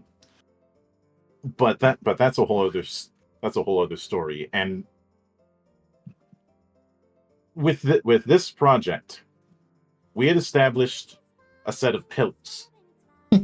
Basically, these are the things we want to focus on what this game is supposed to be about, and anything that we do has to be in support of these pillars. Hence the term "all roads lead to Rome." The setting agnosticism, that was one part of it. Having so everything has to work together, at least in a setting. Yeah. A defined gameplay loop is the other thing. An emphasis on customization is the other thing, because we technically only have 4 classes, but we utilize a class job system that has multi-classing basically be mandatory. Oh, it's mandatory. I mean, that's kind of interesting too. Like, it will make so many. Though, what if someone wants to play something really simple? Do you have something for them too? I would ask. Yeah. Okay. Though we do establish ahead of time that this is a crunch medium game, so there's going to be some crunch to it, but the levels of crunch, basically rule complexity, is on a pendulum when it comes to the greater TTRPG space. You have some that are very light on the mechanical depth, things like Fate, things like Powered by the Apocalypse, things like Morkborg, that are on that simpler end of things. Then you have the crunch heavy affairs. This is where you have stuff like Rollmaster, like Hero System, which build themselves on that fact and are aware that that's not going to be for everyone, and they don't even try to be for everyone. Yeah, because the reason I'm asking, the reason I'm asking is like there's always a Path of Exile and Diablo Station, in every kind of media, every kind of thing. Like, but also there's always someone that wants to play Path of Exile but scared of it. Do you have anything for that, basically? For your game, for the complexity, do you have something simple, some simple road for it? Like, Yeah, that. Now, there's always going to, because of the fact that customization is king, there is going to be a limit on how simple that it can be made. I see. Because much in this, there's a lot of people romanticize simplicity, but there's an inherent contradiction when you're trying to use simple solutions to a complex problem. Yeah, that's true. That's also true. Like, if some engineer said, I want to design a new tank, design a solution to this tank problem that's simple.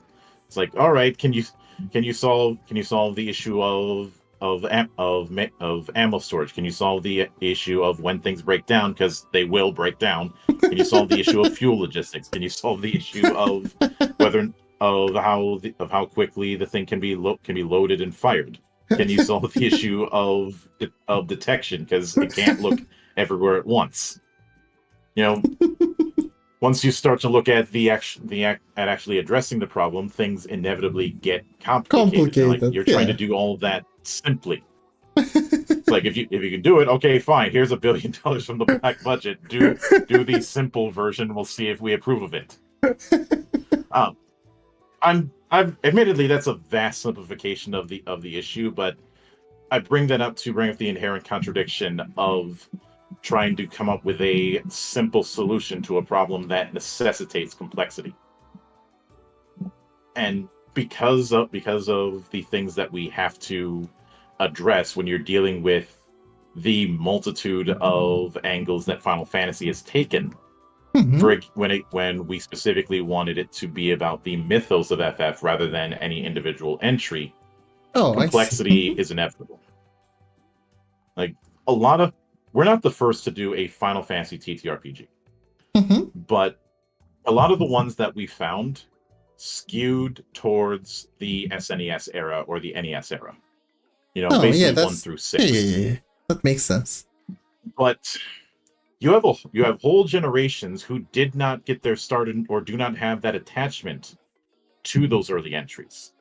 They may be more attached to 7 because that's the one they grew up with, or 10 because they grew up with they started gaming with the PS2, Mostly or even 10 starting nowadays, recently especially. with 14. I've seen every variant of this. Mine was actually 12 myself. I started first with 12, which Zodiac job system one, and my game was actually in Japanese text, so I didn't understand anything back then. But I played it. My first Final Fantasy was that. My technical first was 2. Oh, that's pretty early. Like I played Chrono Triggers and stuff. What is 4 in the official term, because it's a complication. There are a lot of ones that got skipped early on for various reasons. Yeah. But if somebody wanted to take one of those early FF games and they wanted to do something that was more akin to 7, they'd have to do a whole lot of house ruling on their own with not a lot of guidance. So I had specifically said at the outset, I want something that's just as viable regardless of the style of fantasy. If someone's doing the high medieval, that's viable there. If somebody wants to do the more modern diesel punk like in 7, it's viable there. If somebody wants to do the future fantasy like in 8 or 13, it's viable there. Or even one that I haven't even thought of yet, because somebody else is going to think of one I hadn't accounted for. It's still viable. Instead of saying, no, we're basing this on 6 and you're going to deal with it. I don't want that. Because not everybody who's going to approach this is going to be as connected with 6. I don't want to deal with the tunnel vision that some of my colleagues in the tabletop space deal. And because of that, there's ways to make things simple. There are certain job choices that are not going to be as complex in their options as others, but I can only do so much. Yeah, there's going to be a ceiling for that kind of thing because of the demands of the design of the game. I mean, if you cannot stick to just one of them, because how much of a things you're doing at the same time, it's also going to have some limitations, because you're trying to appeal to so many different Final Fantasies at once at the same time, if it makes sense. So it makes sense in the At one point, I had thought about writing a template for a Souls-like RPG, mostly because I was so disappointed with the Dark Souls TTRPG that Steamforged had put out. I didn't even know it existed. Yeah, I covered a preview of it, and I didn't care for the fact that they used D&D as their rule set template and consequently used classes. Souls-likes do not have a class system. It's just really weird to use classes in Souls-likes. The whole game is about, just going random builds you want instead of classes. There's no There's not even something close to a I know class. some people say that the only thing that's I know that some people say that there's the starting class and character creation, but that's just a starting package. No one ever uses them. No one ever cares about them, and no one actually goes with the road they picked. Most people choose a knight, and they go random stuff later. Yeah, and of course, there was also the issue that they combine, instead of doing health, stamina, and mana the way the video games did, they combined health and stamina into what they called position, which, in my opinion, was an unforced error. You didn't need to do that because you're creating problems that weren't there. Because imagine if in Dark Souls, health and stamina were combined into one stat, but it still worked like stamina. Kind of weird because it creates some problems, I would say. No, like, yeah, you're losing health. It's really weird. Yeah. I don't know. I don't like the idea of it.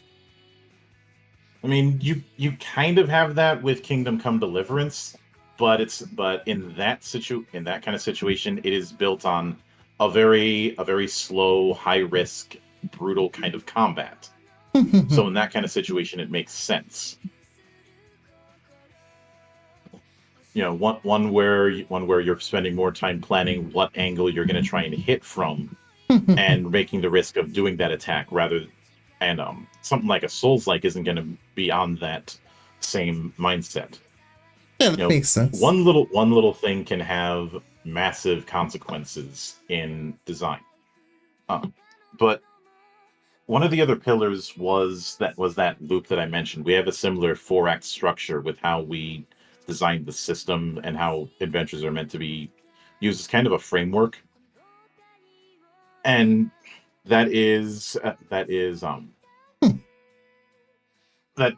and with that loop isn't a hard and fast thing, but more of a guideline for a table. That makes sense, yeah. Like more of a simple rule set, kinda. Yeah. The idea is this is a template that you can take in whatever direction you'd want to take for your table. We want people to customize and personalize it for their particular table. And the structure that we have is preparation, exploration, encounter, and downtime. And though that 4-phase setup is open to interpretation, it's loosely inspired by the Kisho Tenketsu style of act storytelling, which is a 4-act structure. It's something that you see in a lot of anime. You see it in 4-koma style manga in a very literal sense. I think even Miyamoto had admitted he used. You even see it in some forms of copy editing in Japan. Oh. Which reminds me, I actually wanted to draw my 4-komas at some point, but I kind of got overwhelmed by the idea of like telling a story in that short of time, like just for, it's kind of hard. It's actually a bit hard. Yeah, I've seen Japanese Twitter users write whole short stories in one tweet, and that was before the additional characters were added. Like that was before the character limit came up. But because of that, when it comes to I know we said the whole class and job thing. Classes are just a framework. They're basically saying you're generally better in these areas than others. More of how much you develop in the core things like HP, MP, skills, and the like. Your jobs are part of a series of tracks that determine what sort of actions you can do. Yeah. Or what sort of actions you're better at than others. everybody picks 3 of them, and those jobs are the classic FF jobs. Each of them, with a handful of exceptions, are tied to one of the 4 classes that we have, which is warrior, expert, mage, and adept. Warrior is high HP, low MP, and low skill training. It's the more warrior mindset. But because of the fact that we made the decision to have weapons be based on descriptive tags rather than a defined weapon list, there's no required weapons when it comes to any of the classes or jobs. So warrior can use any weapon still, in a sense, I guess. Yeah, I'll get to the way weapons work in a bit, but the warrior associated jobs are the ones that are focused on physical combat. You know, expert is the skill monkey kind of jobs. Oh, I see. And you said also there's adept. Yeah, adept is the in-betweeners. You could kind of put warrior, expert, and mage as 3 ends of a triangle and put adept in the middle. Oh, I see. So, because of that, a lot of the adept jobs are ones that have a little bit of a higher ceiling. And beyond that, there's the independent jobs, which aren't associated with any class and tend to be more specialized. And because of that, they are more complicated. They are a bit more complicated than the others, and we don't recommend people picking them for their first go. So, like, let's say I want to play something like an archer. What would it go on in one of these? Or like an archer thief, kind of assassin archer at some point, like a mix of it. Well, as I mentioned, you're picking 3 jobs, and you're going to be developing those at a slow, medium, and fast rate. Yes. This is over the course of 20 levels. You're eventually going to get all of the features of them if you go through the whole 20 level gamut. It's just how early are you getting them? It's on a 3-level stagger. I see. The only rule you can pick any job. The only rule is one of them has to be associated with your class. So in that case, you wanted to do something that's a bit of archery, a bit of thief. Yeah. Well, one of the obvious entries would be sniper, which was originally called archer, but we retitled it to sniper because it's cool. We felt if we called it archer, it would carry the assumption of using a bow and arrow. So that was in conflict with one of our goals, so we retitled it Sniper. Yes, actually, that's a good idea. Or more like a usual ranger as a name also. Would work too. Somebody did try and get on us about why we didn't have a ranger job, and I'm like, because everything that a ranger does is handled by one of the jobs we already have. If you're talking the D&D ranger, if it's like we have. If they want to do the ranger who's got the hood and the bow and arrow, well, sniper. If they want to do the ranger with the animal companion, just give them Beastmaster. If they want to do the ranger who knows a little bit of magic, nowhere near as a druid, give them one of the casting classes, like say Geomancer. Yeah, that's fair enough. Yeah, you know, when there's also the fact that the appearance of the typical ranger tends to be taken up by archer classes in a lot of the FF games, so that made it even more redundant. That's fair. The other one would be thief, and I will note I am very proud of the art design that I commissioned for the thief, because I said I didn't want with a lot of the designs I didn't want it to be the typical design. Like I didn't want the thief to look like the typical rogue. I was like, let's take a different approach. Guy with some cloak or like scarf, just a little bit of like 2 knife holders, the usual. Yeah, I had said let's go a little bit Arsène Lupin. Hmm. And I'm going to That share with sounds you pretty the page nice. that has the thief art. Yeah, Oh. we decided to go full Phantom Thief. Oh, Well, this is Arsene pretty Lupin nice, actually. is the godfather of that concept. He was the he's the OG when it comes to the whole Phantom Thief thing. And if you're thinking of Lupin the Third, yeah, there's supposed to be the association that Lupin in that anime is a descendant of Arsene. Yeah, I mean, it's Arsene Lupin, anyways.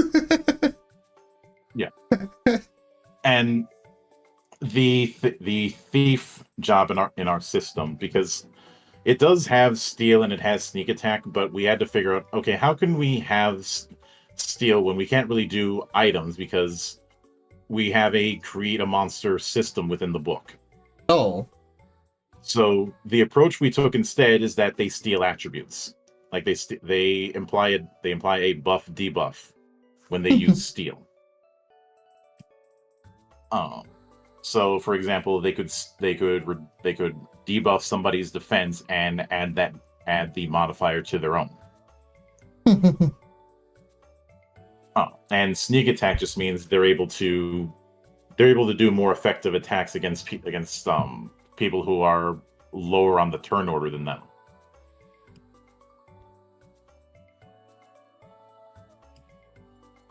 You know, and that's just two. And as far as the third one with that concept, you know, probably something like Squire, which is more of a second line supporter. Mm-hmm. But that's just one example, and even that example is up to interpretation. Mm-hmm. And it's something that I would go hands on with the players in that case on how to do it, how they'd want to do it, because as far as that third job, it's a case of, okay, which one of these would be a natural fit, and it's for that reason that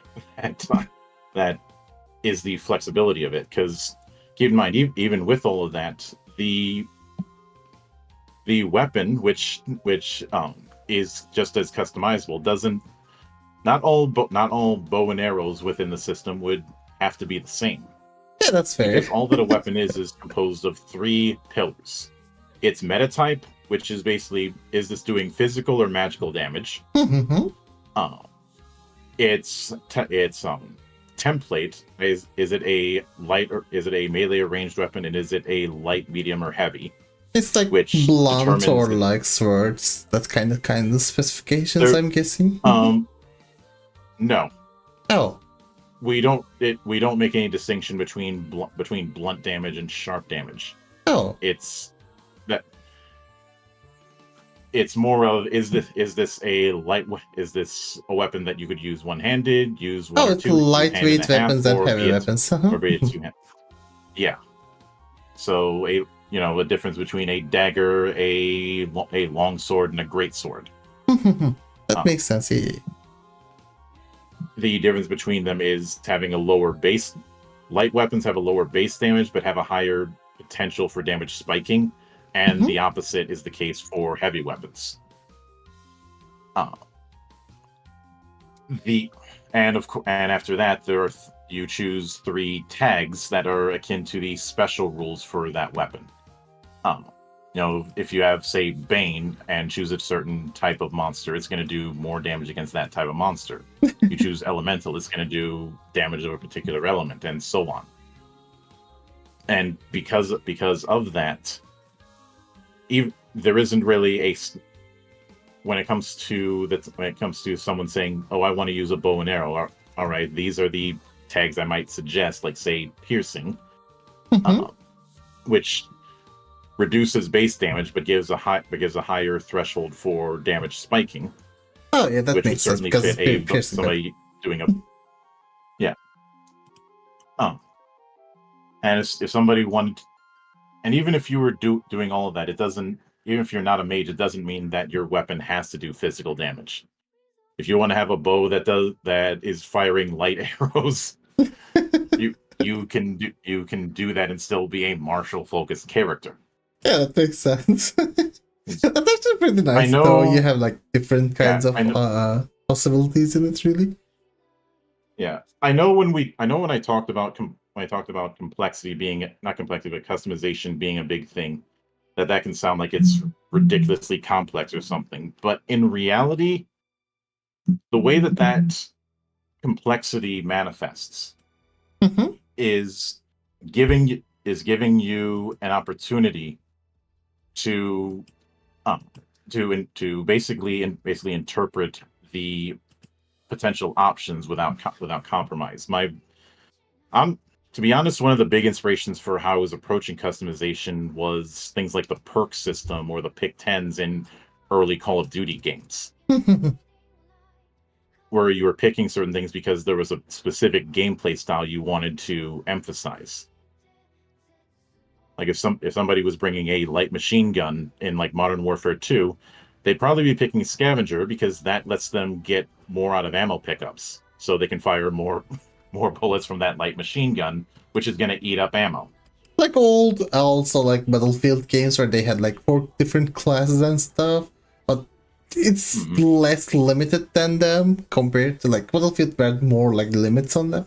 If it makes sense. Yeah. Although the limits when it comes to Battlefield are due to the fact that you have a lot more people involved. Yeah. No, you've got 64 people. You got 60. So, and each of the classes in that are filling a specific role. Yeah, that's fair. If you're picking commander, you're not. If you're picking support, you're not expected to charge. You're expected to sit on a position and fire at anything that gets close. Yeah, that's why fair. You're going to be given like a light machine gun instead of an assault rifle. But the point is to act as a bit of a coda, because I know you're approaching a deadline. Mm-hmm. There is, if for anybody who wants to get into tabletop, there is a universe of possibilities and a universe of resources at your disposal. Mm-hmm. And these days, there's no better time to use them. Like you said, back then it wasn't like this. Like back then you had to go in, but now there's like online options everywhere. Like especially with like how many options there are, I think this is a lot easier, right? Like in general to get in. Like even it's compared stupid easy these days.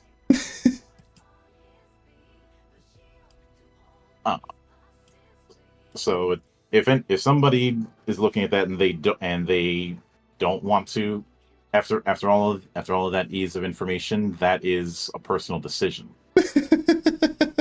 There's no running now. There's no saying I cannot play because it's just you either choose or not. So for everyone here, lastly, anything you wanna say to someone that's starting new or wants to start new? Any tips, anything you want to add on for the last?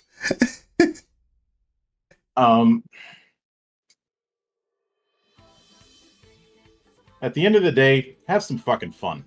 That's on the point, yeah. It's about having fun. Do not stress. Do not think too much. It's about enjoying. It's a game after all. It's not, job. That's fair enough. So for everyone here, I need to go for a while, so it's gonna be wrap for the now. Thank you so much for hosting me and being here, Mildra. Thank you so much for the collab, and thank you so much for the Q&A. Thank you so much for answering so many questions, talking about your knowledge, sharing with us, and everything really. And thanks so much for the jokes and everything too. It was so fun. Thank you for the collab, and I hope to see you later. But before that, I actually wanna shout out for everyone here that doesn't know. Again, Mildra is our awesome friend who's been content creating for 10 years. He's been creating so many tabletop content, game reviews, sometimes interviews with people, sometimes playing demos of the new games and judging or giving advices or just testing them. So many different content, so please check him out and please give him the follows. He's also recently started as a Vtuber too, so check him. Thank you so much for being here, Mildra, and thank you so much for the collab today. I hope to see you later. And thank you for today. Yep. I'm gonna leave for now. As I always say, my name is Mildra. I am your gaming monk. Stay fucking frosty, everybody. I'm gonna leave for now and do my ending because I think I'm gonna get ads in like 3 minutes. I want to end before it. So, thank you everyone and see you later. See you, Mildra. So, I'm leaving the voice. We'll talk after the thingy again. See you in a bit. Bye bye. So, for everyone here, thank you so much for joining. Is there anything you all want to talk before we get the ads? And we're gonna rate before we getting them. Thank you so much for hanging out. Thank you so much for being here, folks. Thank you so much for being here again, everyone that was here. Thank you so much for the rate before, Shazzy. Thank you so much for being here again, Sky. Thank you, Koki before. Thank you everyone that joined. Thank you, Lelouch. Thank you, Zirle. I really appreciate everyone being here. All of you are lovely. Anything you all wanna talk? Anything you all wanna go? I don't know if I'll go for another stream today because I just have a work like 1 hour. Then I might be back, I might not be back. I don't wanna give a promise. But if we continue, we'll be streaming a game probably. If not, see you all tomorrow. Thank you so much for being here. Also, no folks, I'm not bringing a fight. Jokes aside. Oh, see you later, Eternal Dragon also. Bye bye. Thank you so much for being here. Thank you so much for joining.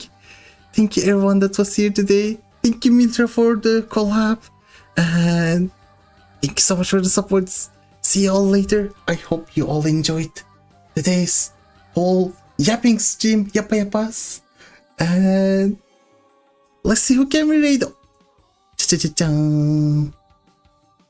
Actually, when he's playing Yakuza, let me see who else is going for today.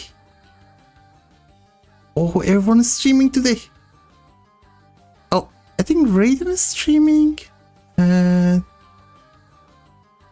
they are on a mid. Oh, they're on a break, I think. Let me check. Please is streaming. Today, so many people are streaming. Let me see who can we rate. Colgate is playing Phasmophobia. Any preferences? Or shall we go? Let me see. Medio is streaming too. Who to go for? Darko is streaming. Let me see.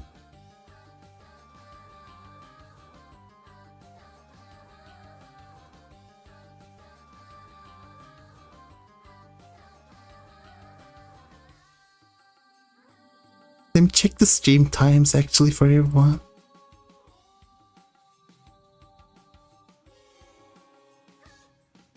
Okay. Raiden's going for 5 hours, but they are going to be having a collab stream apparently. So let's go for them.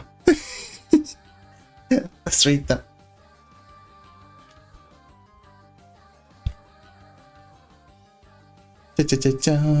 And this is the rate message if you have subs. If not, it's gonna be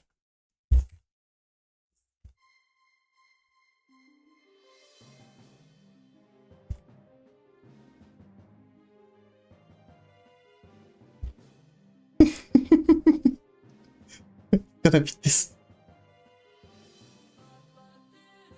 Be going, be zooming, be leaving. Thank you so much everyone. Thank you for being here. See you later in a bit. Bye bye. Bye. Bye. Bye. Bye. Bye. Bye bye.